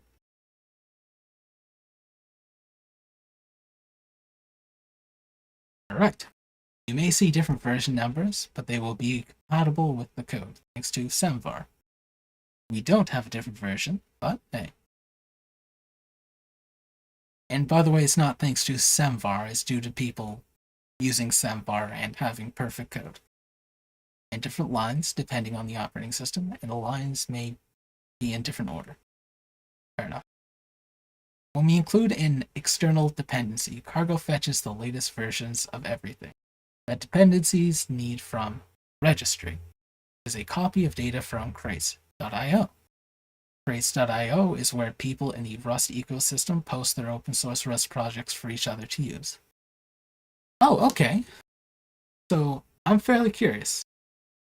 Does Crates.io have 0 binary blobs? Like a 0 just blobs where we cannot audit it? Is it 100% open source? Or are they lying? I'm assuming they're going to lie. There's got to be some binary blobs up there. It's the official repository. They'll have those. Maybe not. Maybe it's fully open source, at which point, fantastic. And perhaps that's why we are using it on one, which would be great. We have lost a viewer. I'm sorry. What have I done? If you immediately run Cargo build again without making any changes, you won't get any output aside from the finish line. Cargo knows that it's already downloaded and compiled the dependencies and you haven't changed anything about them in your coggerel.toml file. Cargo also knows that you haven't changed anything in your code, so it doesn't recompile that either. Nothing to do, it simply exits. You open the source main.s file, make a trivial change, and then save it and build again. You'll only see 2 lines of output. Correct. Yep, we've been through this. These lines show that Cargo only updates the build with your tiny changes to the source/main.rs file. The dependencies haven't changed, so Cargo knows it can reuse what it has already downloaded and compiled for those. Ensuring reproducible builds. Ensuring reproducible builds with the cargo.lock file. Oh, we've discussed this. I love lock file. Cargo has a mechanism to ensure that it can rebuild the same artifact every time you or anyone else builds your code. Cargo will use only the versions of the dependencies you have specified until you indicate otherwise. For example, say that next week version 086 of the RAN crate comes out, and that version contains an important bug fix, but it also contains a regression that will break your code. As I was stating, these things will obviously happen. To handle this, Rust creates the cargo.lock file the first time you run cargo build. So we now have this guessing game directory, correct? When you build a project for the first time, Cargo figures out all versions of the dependencies that fit the criteria and then writes them to the cargo.lock file. When you build your project in the future, Cargo will see that the cargo.lock file exists and will use the version specified there rather than doing all the work of figuring out versions again. This lets you have a reproducible build automatically. In other words, your project will remain at a 0.85 until you explicitly upgrade thanks to the cargo lock file. Or, you post this up to GitHub, somebody downloads it, and rebuilds it. Never mind. Actually, that's a lie. They have actually, and I think this is really great, they have decided that the cargo.lock is also in the GitHub repository. That's great. Updating a crate to get a new version. When you do want to update a crate, Cargo provides the command update. It will ignore cargo lock file and figure out all the latest versions that fit your specification in cargo.toml. Cargo will then write those versions to the cargo lock, otherwise by default Cargo will only look for versions greater than 0.85 and less than 0.90. If the RAN crate has released the two new versions 0.86 and 0.90, you would see the following if you ran cargo update. It would simply update, as you can see. Cargo ignores the 0.90 release at this point. You would also notice a change in your cargo lock file, noting that the version of the RAN crate you're using is now 0.86. Use RAN version 0.90 or any version of the 0.9x series, you would have to update your cargo .toml file to look like this instead. Or I assume that there is some syntax to allow you to just get the newest version no matter what. Next time you run cargo build, Cargo will update your registry of crates available and reevaluate your RAN requirements according to the new version you have specified. There's a lot more to say about Cargo and its ecosystem, which we'll discuss in Chapter 14, but for now, that's all you need to know. I'm glad that they had this introduction. I think that's extremely useful.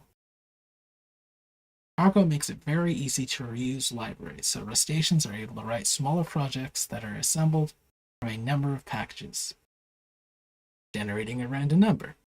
Finally, we've had all of this discussion on how to download a dependency, and we get to use it. It's good.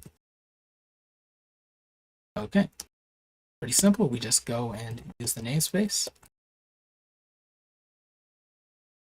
RNG. That is capitalized 1-to-1.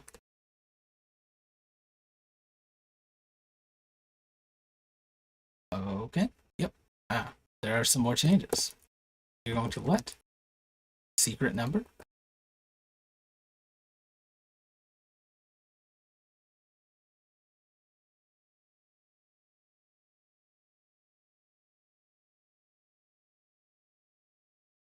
apologies for not talking. Gen range. That is cool.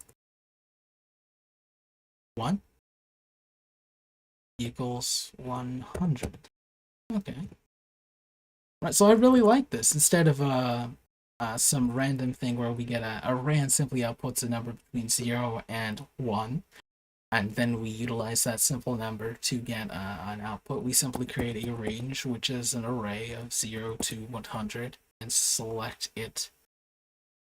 I assume this is what's happening, and select it from the 0 to 1 number that is generated by RAN.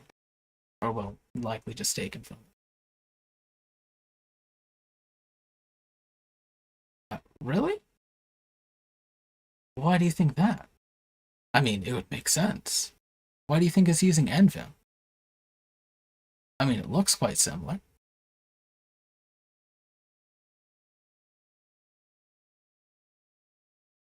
Hmm.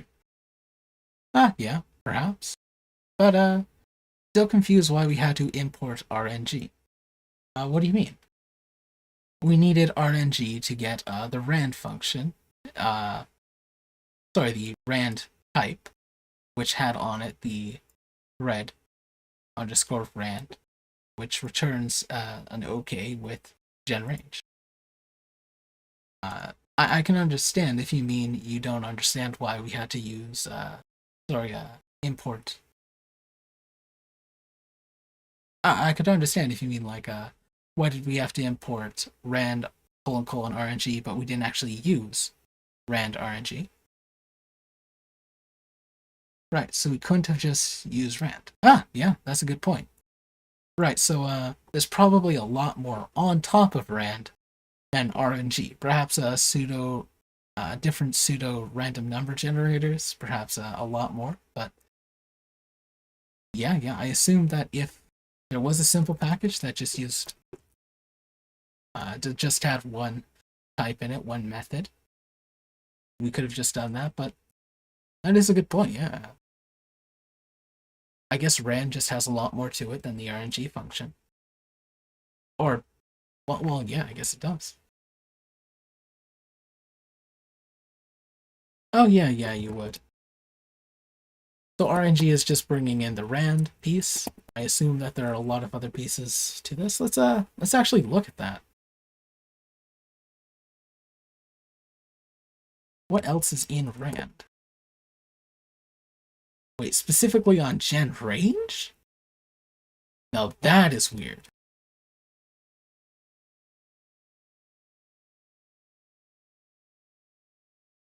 Huh. Oh, I got an issue on. Oh yeah, you can just import all in Python. I doubt that exists here, but yeah. Help. A function with a similar name exists. Thread underscore RNG. I got it in a different situation than you. That's incredibly weird. You got it on gen range, but I got it on thread RNG. I wonder why. Yeah, let's see what else is in here. Is there anything else other than RNG? What does RNG bring in? I have a typo. That is a good point. RND. No. We're not developing. Thank you for that. Uh, right. Right. Okay. Red RNG. But that is correct now, but I'm still having the issue here.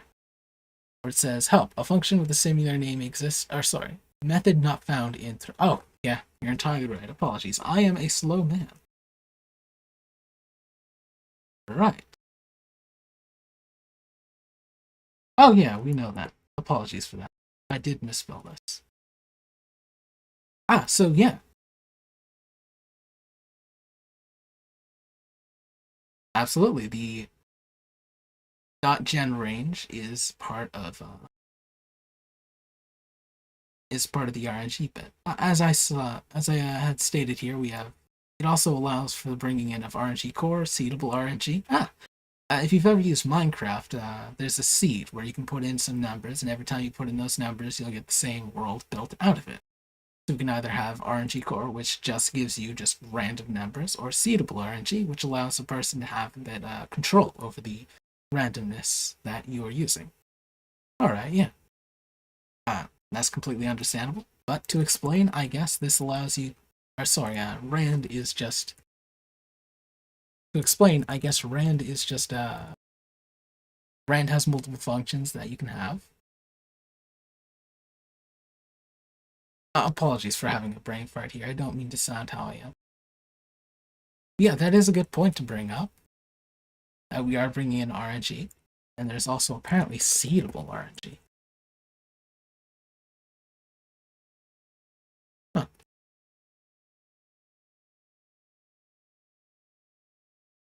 Alright, well, I'm going to move on. That is a bit of a strange situation. I do kind of wish that we could just bring in rand, but I can see why we don't. I don't know why those aren't split into two different projects. Right, first we add the line use rand.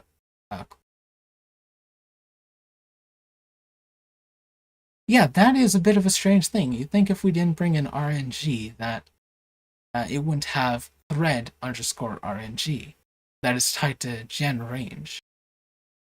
You'd think that if we just brought in range, either A, we get everything, or B, we'd get nothing. Perhaps, can we just GD this? No, cannot. Huh. No. Yeah, there's probably a lot more explanation they could go into, but we're just in the start here. Yeah, that is a good point. That's something I'm quite confused on too. Right, so first we at the line use rand RNG. The RNG trait defines methods that random number generators implement. And this trait must be in scope for us to use those methods. In Chapter 10, we will cover traits in detail. Next, we're adding two lines in the middle. The first line we call the rand thread RNG function. That gives us a particular random number generator we're going to use. Okay, so instead, one that is local to the current thread of execution and is seeded by the operating system.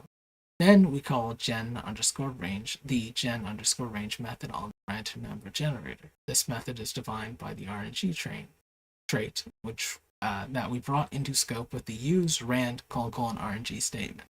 The gen underscore range method takes a range expression as an argument and generates a random number in the range.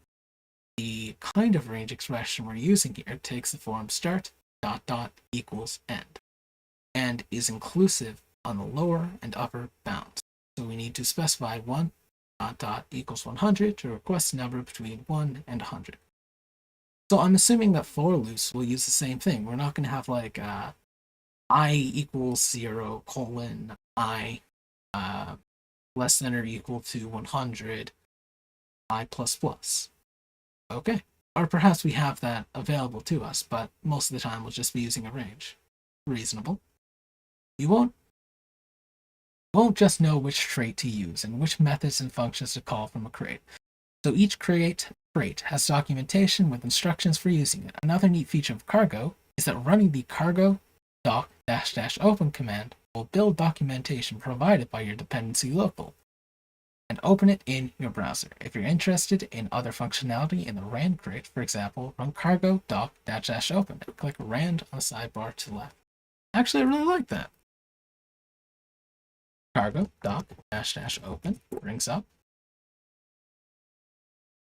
Well, it's going to generate it all, I see here. Copy. And here we go. What does this look like? Alright, that's quite simple. Get random. Rand. Yeah, so here's just the entirety of the documentation right here. I really like that. And now that we have it, I assume we have it fully locally. Or perhaps if I had turned my internet off, it still would have worked fine. Also, it tells you everything that it brought into, which is good.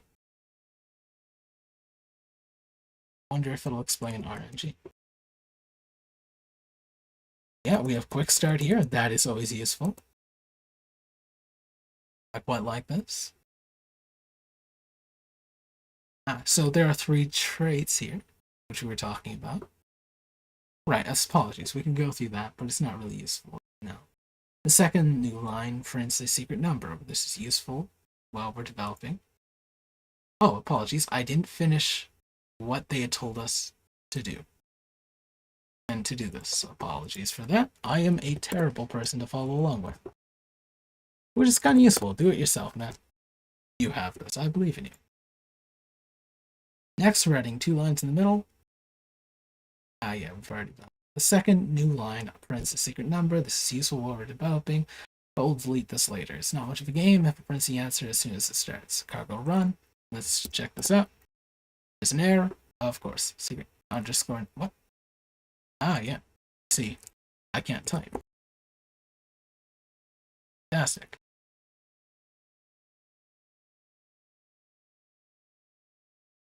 You should get a different random number, and they should all be numbers between 1 and 100.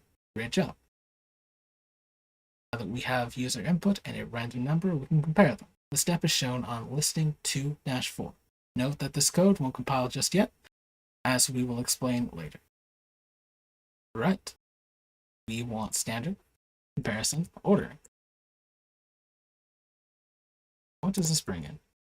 Oh yeah, standard, comp, ordering. So this is a trait. Capitals are traits. No, I don't actually fully understand what a trait is at all. I don't know what that is. So here it is. This is the mythical. I've seen a lot of this when learning on seeing Rust online. The match statement. Guess.comp. Compare a redirection to the secret number.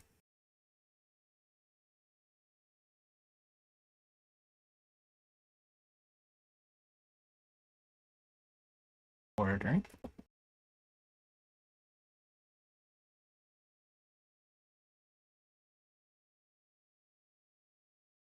Okay, so yeah, we don't have to write a bunch of tests to check if it's lower, equal to, or larger. That's quite useful. I assume that there are a lot of these different things which you can bring in.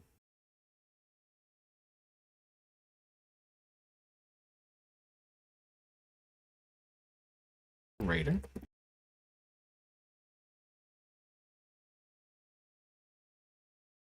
Equal.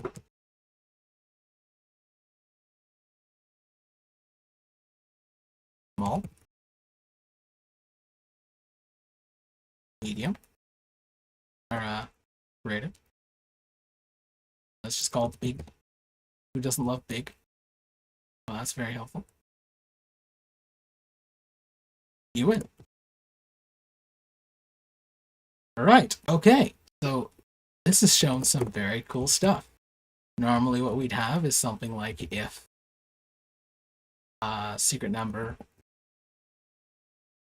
is equal to guess. But we don't really need that. We just don't need that. I'm curious why it's guess.comp, because guess is just a string. Why has the .comp been added on to the string type? Is that something that's just regularly on string types? I assume so, because ordering is a part. Ordering is just bringing something in from the match command. Does everything have a... Oh, okay, yeah, every type should have a comparison function. A function which is simply there to take an input and then output some form of comparison. Ordering is simply a something which we are bringing in order to get the values less, greater, or equal to, or perhaps something which errors out if it's not the correct type. I think I understand. So yes, comp will always be a separate function on every single type. And if we create our own types, we can probably create our own comp function.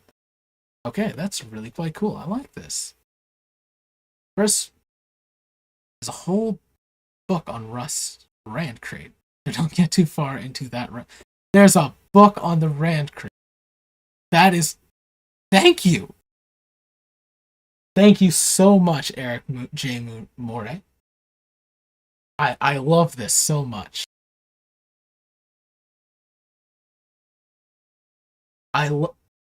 This is massive. Oh, I'm gonna just look at this. There's 6.4 chapters. Right, you say don't get into the rabbit hole, but I'm sorry, man. This is going to be further reading for me. I don't care how far I am. I'm going to read the entire thing. Thank you for that. Rust is popular in the crypto space, right? So it makes sense that the number generators would be a big thing. I guess so. I hope there's a chapter on how we call... Huh. Well, of course, yeah. I mean, that's probably a crate, right? Just bring in the quantum computing crate, and there you go. I mean, why haven't we thought of this before? Right. First, we add a use statement, bring a type called comp ordering or standard comp ordering into scope from the standard library. The ordering type is another enum that has the variant less, greater, and equal. These are three outcomes that are possible when you compare two values. Then we add 5 new lines at the bottom that use the ordering type. Okay. Okay, so ordering is just a type. Ordering is just a type with a bunch of it's just a struct. Okay. Which has 3 variants. Okay, so again we go to the variants from OK and air. That's a good thing to continue on with. These are the 3 outcomes that are possible when you compare 2 values, and it'll output an enum, I assume. Then we add 5 new lines at the bottom that use the ordering type. The comp method compares 2 values that can be called on anything that can be compared. It takes a reference to whatever you want to compare with. Here it is comparing guess to secret number. Then it returns a variant of the ordering enum that we brought into scope. Okay?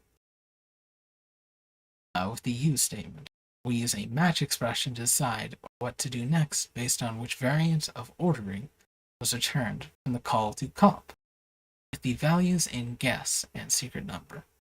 A match expression is made up of arms. Arm consists of a pattern to match against, and the code that should be run if the value given to match fits that arm's pattern. Rust takes the value given to match and looks through each arm's pattern in turn. Patterns and the match construct are powerful Rust features. They let you express a variety of situations your code might encounter, and they make sure you handle them all. These features will be covered in detail in Chapter 6 and 18 respectively. Walk through an example of match expression. Let's walk through what we just did. The example which was provided. Say that the user guessed 50 and the randomly generated secret number is 38. The code compares 50 to 38. Comp method will return an ordering : greater, because 50 is greater than 38. The match expression gets the ordering : greater value and starts checking each arm's pattern.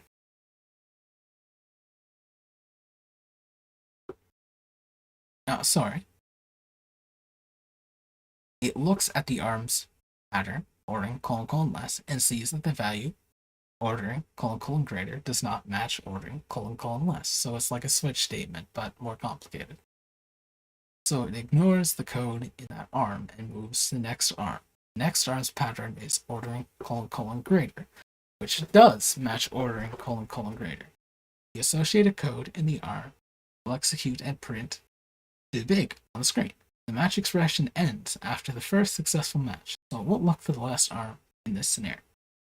Alright, that's reasonable. Something that is a bit of a gotcha that you might want to note down is that you should probably put the thing that is less likely to be matched at the bottom. Otherwise, it's going to slow down. It'll always have to get through the least likely variable. However, the code in listing 2-4 won't compile yet. Let's try it. Okay, no, it won't. Can we guess why?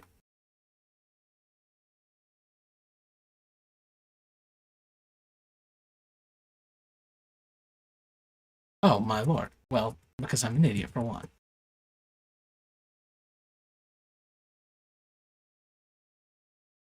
Of course.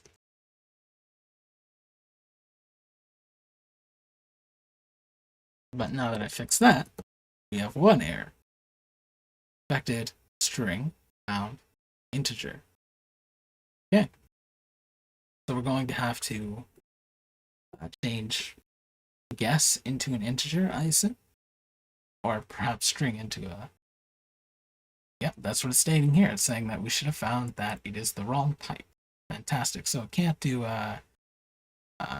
it's not going to just change typing on this, even though it's quite obvious. Which is okay, I guess. The core, the error states that there are mismatched types. Rust has a strong, statically typed system. However, it has type inference, but it's not inferring, though here. It's not inferring that, whatever.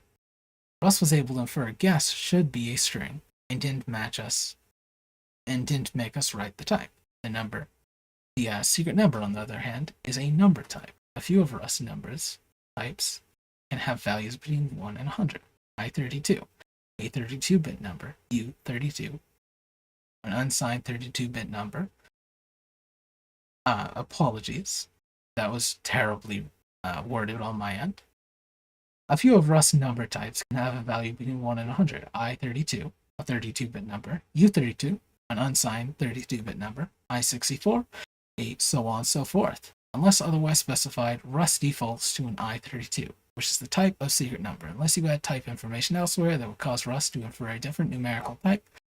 The reason for the error is Rust cannot compare a string and a number type. Now, I really do wish that it would state specifically what I32 means, or what an unsigned 32-bit integer means. Just for anybody watching this currently who doesn't know, an integer is a number with no decimal point. So 32 is an integer. 32.47 is a float. I32 means that it has 32 bits, 32 ones and zeros. That allows it to, that's the largest number that's possible. With an I8, or an 8-bit integer, the largest number is 125. Now, I32 is a signed integer, meaning it has a negative or a positive number. You can have negative 32, negative 147. An unsigned integer cannot be negative. It can go 0 to 225, or 55 for an U8. So for an unsigned integer, you can have a lot more numbers due to the fact that with the same space. Apologies, there are better explanations out there. Leave that to you. Sorry for the terrible explanation on this, but to explain a bit, an unsigned integer is one that cannot go negative. An integer that is signed can go negative. Okay, unless you added type information elsewhere that would cause Rust to infer a different... yeah, we've already read that. Ultimately, we want to convert the string the program reads as input into a real number type, so we compare it numerically to a secret number. We do so by adding this line to the main function body. Yes equals string new. Alright, where are we adding something in? Okay, so we are defining this as a U32.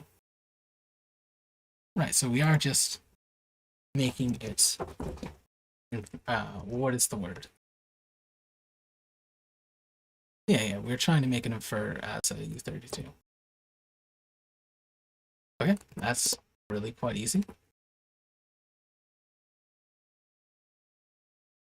What? Oh, I see. That's after we initialize it as a string, because standard input needs a string to add it on to. At which point we're using, I can't remember the word, I believe it's shadowing? It'll probably tell us later to overwrite, in a way, the original variable. Yes.trim, which is just taking away any spaces from the front or back of the string. So if we put space 32 space, it'll turn it into 32. Dot parse looks like it's just... Yeah, that's just the method which will turn whatever you put in into a U32. And dot expect we've already been through, that is error handling. If it fails, we will output the word please type a number. Words. Yeah, shadowing. It's mentioned later in the text. Thank you, Eric J. Moon. More. Integer types are covered in page 3.2. I'm glad they do that. Apologies for the terrible explanation when one will come up very soon. But I thought that was fairly important. Why just say I32, I16, all this if you don't explain it? Just say that you're going to explain it later, or don't say anything about it. Thank you, though. I'm glad that they explain it later. This line is guess, U32, guess.trim, parse expect. Please type a number. We create a variable named guess, but wait, doesn't the program already have the variable named guess? It does, but helpfully Rust allows us to shadow the previous value of guess with a new one. Shadowing lets us reuse the guess variable rather than forcing us to create two unique variables, such as guess_string and guess, but does it still remain in memory? For example, we'll cover this in more detail in chapter 3. For now, know that this feature is often used when you want to convert a value from one type to another type.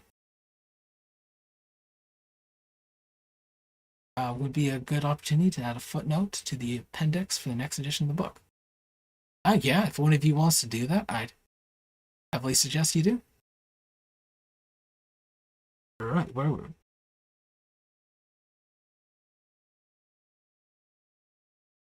we? Yep, for example. We'll cover this in more detail in Chapter 3, but for now, this feature is often used when you want to convert a value from one type to another. Is it kept in memory, though? Do we have, like, a destroy method? How would we do that? I mean, of course, the compiler probably understands that we don't utilize it later on and destroys it for us, right? Otherwise, we've just doubled the amount of memory we use for no real reason.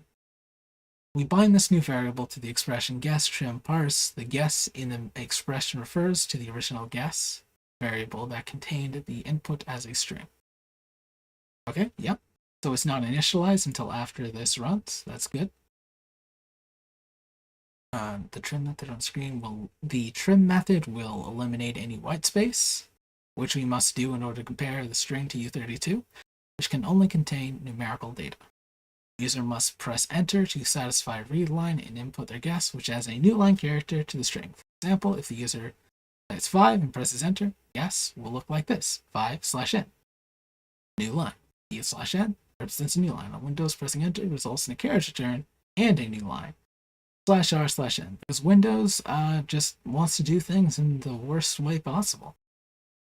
Trim method doesn't care though, and will fix it even if you're using the terrible Windows operating system. Parse method on string converts string to another type. Here we use it to convert a string to a number. We need to tell Rust the exact number type we want by using let guess U32. That's good, so we don't have to like pass in parse some other type. It can just infer it.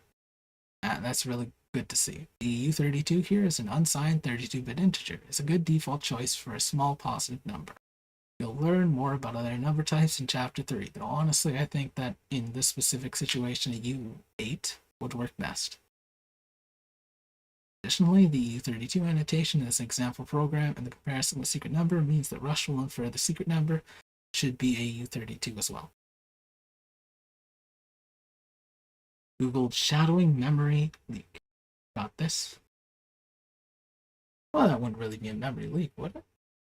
Well, actually, never mind. Actually, yeah, that would be a memory leak. I'm wrong on that. All right, so let's read. Actually, yeah, let's read this here now. That's a good question to go over. Thank you for finding this, Magel. Very happy to see. Hey guys, I'm giving Rust a try in a possible replacement C++. I'm reading through the book, which is excellent, and got surprised by a very old binding shadow. Do I understand it right that it's possible to leak memory by sharing the variable in the same scope? I mean, in principle, I understand the issue is easily solved by Clippy if need be. I don't know what Clippy is. I assume that's whatever. Oh, yeah, of course. But if we have a scope that lasts for a very long period of time, then it'll still stay in memory.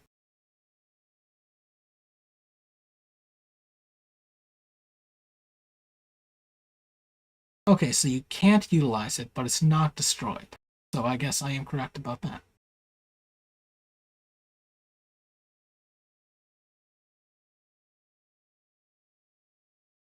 Yep, this person's stating exactly that.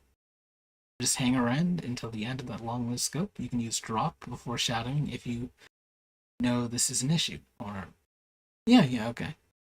So yeah, I guess I'm right on this situation. Once again, thank you, Magel. Additionally, the U32 in it, where are we? Yes, the colon after guess tells Rust will annotate the variable type. Rust has a few built-in number types. U32 here is assigned. 32-bit integer is an unsigned 32-bit integer. Is a good. Oh yeah, we've already read that. Apologies for just rereading that. Additionally, U32 annotation in this example program and the comparison with secret number means Rust will infer that secret number should be a U32 as well. Okay, so it's just taking a lot of information and we at no point need to assume secret number is U32. I assume that if we made this a U8, it would also have to assume that this is a U8 as well. I've heard Rust isn't the best compared to, say, C/C++ on memory footprint. Guessing it's because of QOL, things like that. Yeah, I can understand why a person would do that in the modern age. We have a lot of memory available to us. At the time that C was created, memory was a massive issue, but nowadays it's probably fine to allow 32 bits of information to stay in memory for a long period of time. Alright, I can understand that. Thank you, Megal, again. You are extremely helpful. Thank you for being here. Okay. Yeah, so I do assume that if this was a U8, it would in fact infer secret number to have to be a U8. That is good and useful, though less explicit. I prefer explicit. Talking keeps me awake. Thank you, Megal. Is it really late where you are? I'm sorry about that. It's 9:30. I started this around 7:30. I think this is about when we were supposed to end, so we'll get to the end of this, and I think this will be the end of the stream. Apologies for that. We haven't gotten too far. The parse method will only work on characters that can logically convert it into numbers and can easily cause errors. Honestly, same here, Megal. If, for example, the string contained an emoji, there would be no way to convert that to a number because it might fail. The parse method returns a result type, much as the readline method does, discussed earlier, and handing potential failures with result. We'll treat this result the same way using an expect method. Parse returns an error result, variance.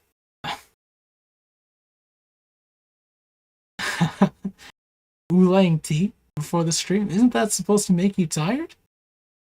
I got a bunch of what is this? Yorkshire Gold. Massive amount of caffeine in there to help me out, honestly. Right. Parse method only works on characters. Yep. It can only work if it will work normally. If you fuck up or if something's brought in that isn't supposed to be there, it will fail. I think we understand that. Alright, let's run the program now. Does this work, or have I misspelled something again? No, but I have done something even dumber. Alright. I'm never going to not do that.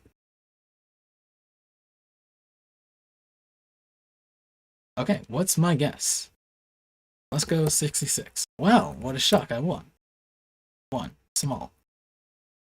90. The secret number is 99. Let's go with 100. Big. Fantastic, it all worked. Nice. Even those spaces we added. Oh yeah, even if we add spaces. Let's just try that quickly. Spaces. Yep, it works. Also, of course, it'll even work if you go above that amount. Nice, even those spaces were added. Yep. We have most of the game working now, so the user can make one guess. Let's change that by adding a loop. It's just called loop. So there's no infinite looping here. Well, there is. It's just extremely explicit. Right. Enter your guess.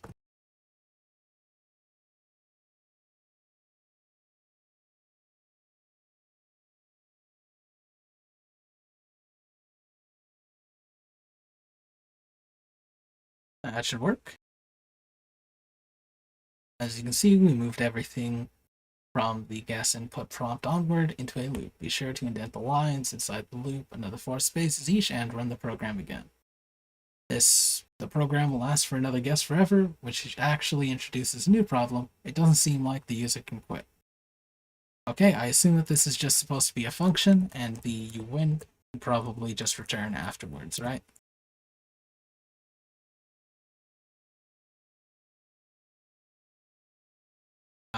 Break, I assume. Let's just try this. I guess in a win, perhaps. You win? Yeah, that's exactly what they're going to ask us to do. So we have unnamed function. That's good. Okay.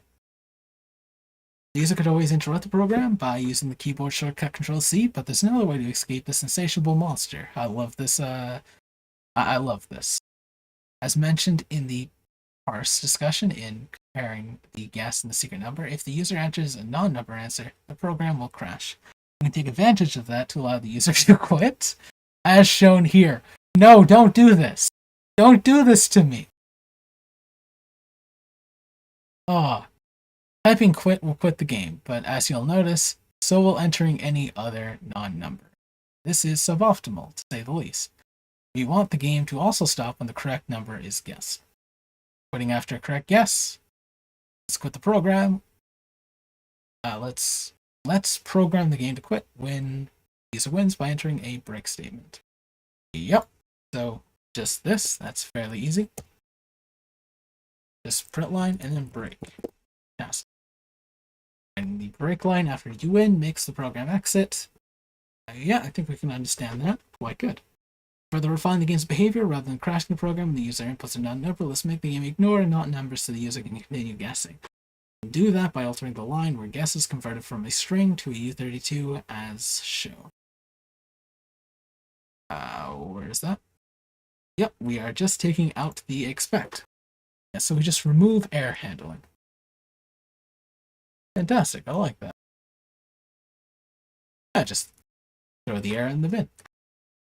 We switch from an expect to a match. What? Oh, I missed something. Oh, I see. I'm an idiot.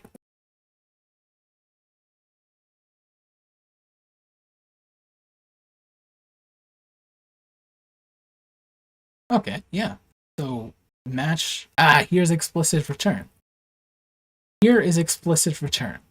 Here's what we were talking originally. I hate this. No. Except for in this very specific occasion. That's fine.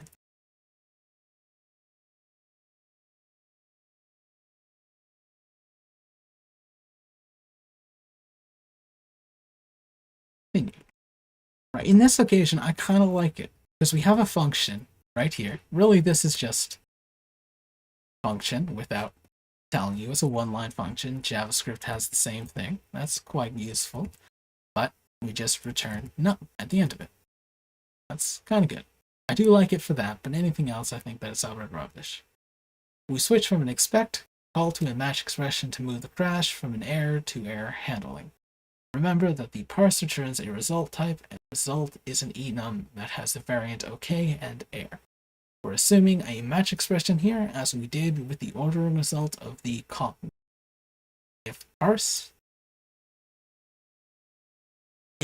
is able to successfully turn the string into a number, it will return an OK value that contains a resultant number. That OK value will match the first ar's pattern, and the match expression will just return the num value that parse produced and put inside the OK value.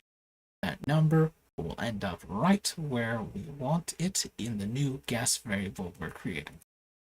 Okay, if parse is not able to turn the string into a number, it will return an error value that contains more information about the error. The error value does not match the OK pattern in the first match arm, but it does match the error pattern in the second. The underscore is a catch-all value. In this example, we're saying we want to match all error values, no matter what information they have inside them. So the program will execute the second arm's code continue, which tells the program to go to the next iteration of the loop and asks for another guess. So effectively, the program ignores all errors that parse might encounter. Fantastic. Now everything in the program should run as expected. Let's try it. Okay, let's try. Could not, because I failed. What? Oh, okay, yeah. Sorry about that. Yep. This is a list. They're not statements. These are not statements. Right, so 11 works. Please input your guess. Crash. Please input your guess. Input your guess. What is it? It is 60. 60. It will exit. Fantastic. That worked. Awesome. With one final tweak, we'll finish the game. Recall that program is still printing the secret number.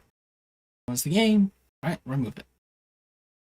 Remove the here's your secret number part, and we have a legitimate game. At this point, you successfully built the guessing game. Congratulations. Okay, apologies for running through that a bit at the end, but it is fairly late for everybody involved, I assume. Also, we probably have stuff to do. this was the amount of time I believe that we had referenced originally. Apologies for not working with the Pomodoro. This thing, that was useless. I didn't do anything with it. We'll do it next time, I guess, if we continue to do this. Right, so I guess we should talk about what happens next. You're in Central?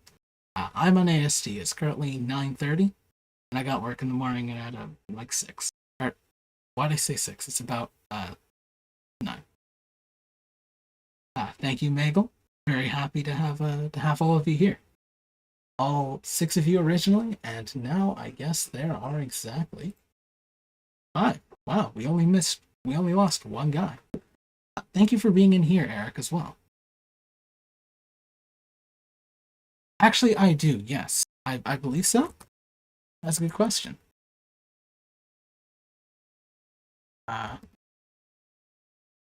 What do I have exactly? Maybe I don't. Maybe I just have Rust Analyzer. Perhaps that's it.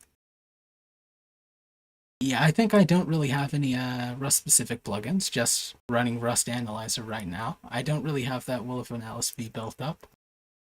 Apologies for lying there.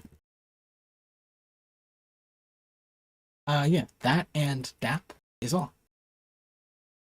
Apparently, I do have an LSP running, which is incredibly strange. It didn't work at all. I'm gonna have to work with that.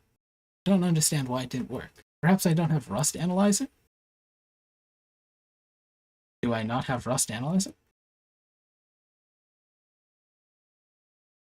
No, well, I do. Huh. Okay, I'll have to fix that out myself. Apologies for that. But yeah, I guess we should discuss what happens next. I think that we should, next time, I don't think it should be entirely me just simply going through stuff. We should have a bit of time to do these things on our own. Perhaps the next 2 chapters, and maybe we can put in something else. Advent of code. We could probably do the first question of Advent of code. Let's keep it quite simple today. What is it asking for? Something is wrong, global slope collection. You've been tasked to take a look. You've been given a map on it. They're using stars in the map for 50 locations that are likely to have problems. You do this for long enough to restore the snow operations. You'll need to check all 50 stars by December 20th. Collect all stars by salt. Yep, I understand how this works. Not powerful enough. They're sending you the sky. Yeah.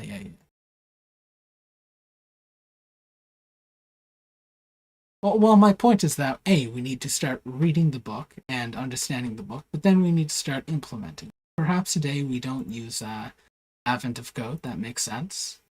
But I think that we should be doing some coding outside of just the book. I think that it would be good to have some actual code built outside of this simple ecosystem, which gives you the answer straight away. Reading this, it looks like perhaps we're going to have a little bit more information on I/O than we had gotten from here, so we should continue reading. What would you suggest, Magel, for a continuation? Because what I really want this to be, as at the first we discuss what we had read the previous week and discuss what we had done over the week beforehand, or done since that original stream. Some of my learning goals are to make a math library, just functions to solve certain equations and such. Alright, that's fairly boring, but I think that's a good one to go with. What specific things should we do? Create functions for multiplication, division, matching against.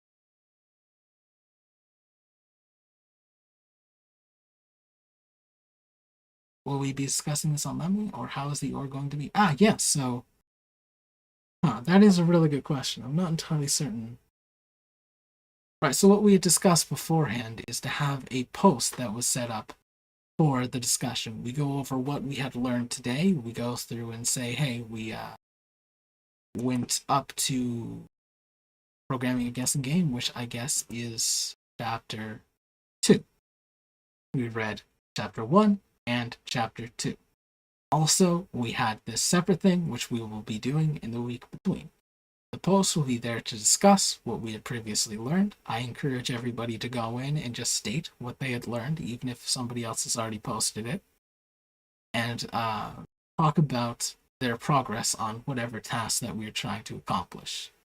This way we can help each other out on the further reading, on the further work, and discuss what we're currently learning. Yeah? So I guess, what really have we learned today? We learned how to build a project. We learned how to use cargo a little bit. We learned a little bit about the guessing game and match statements. What do we like about what we've learned so far? My favorite thing so far is the match statement.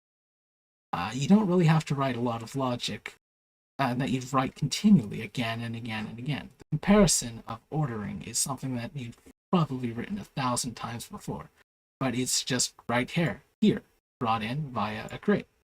Match statements are fantastic. Keith, what do you like about what you learned? What's your favorite thing? I like that. Loop is just there. Pattern matching is great. Yeah, completely agree.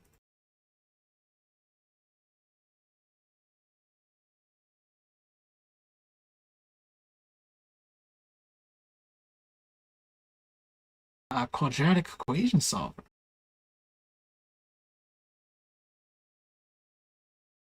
Yeah. Have you been writing that in Rust, Keith? Or have you just been writing that in some other language? That brings something up. I think that perhaps we could be doing the Fibonacci sequence. It's very simple, and we'll likely do it later on. It uses loops. It doesn't use... Oh, you're a physicist! You're just a legit physicist. That is fantastic. I love you, Keith. You're awesome.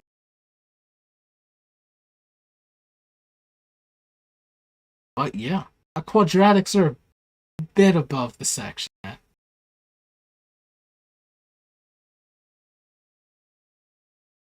Uh, yeah, though, I think just perhaps reading.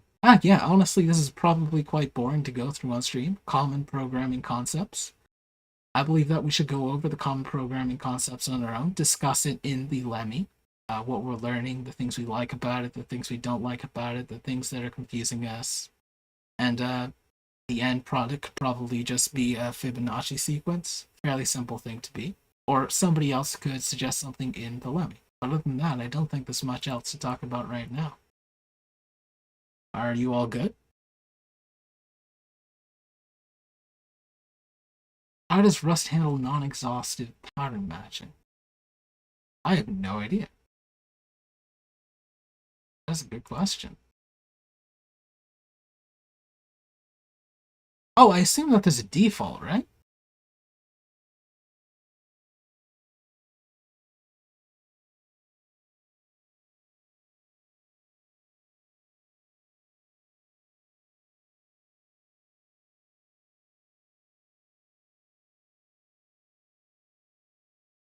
Yeah. That's a good point. Functional programming is something that a lot of people should be learning. I don't know if Rust is entirely for the necessarily functional. Of course, you can do it in a object-oriented way, but yeah, I guess it is by default functional. I hadn't thought about that. Yeah, though, honestly, I think at this point, I'm just going to end the stream. Thank you guys for being here, all 5 or so of you. But this is it. We can continue the discussion on Lemmy. I think that would be a great idea. For the 3 of you who have been chatting, I'm very glad to have talked to you. For the 2 people, one of them I think is myself. I don't know how Twitch works. But for the last guy who hasn't been chatting,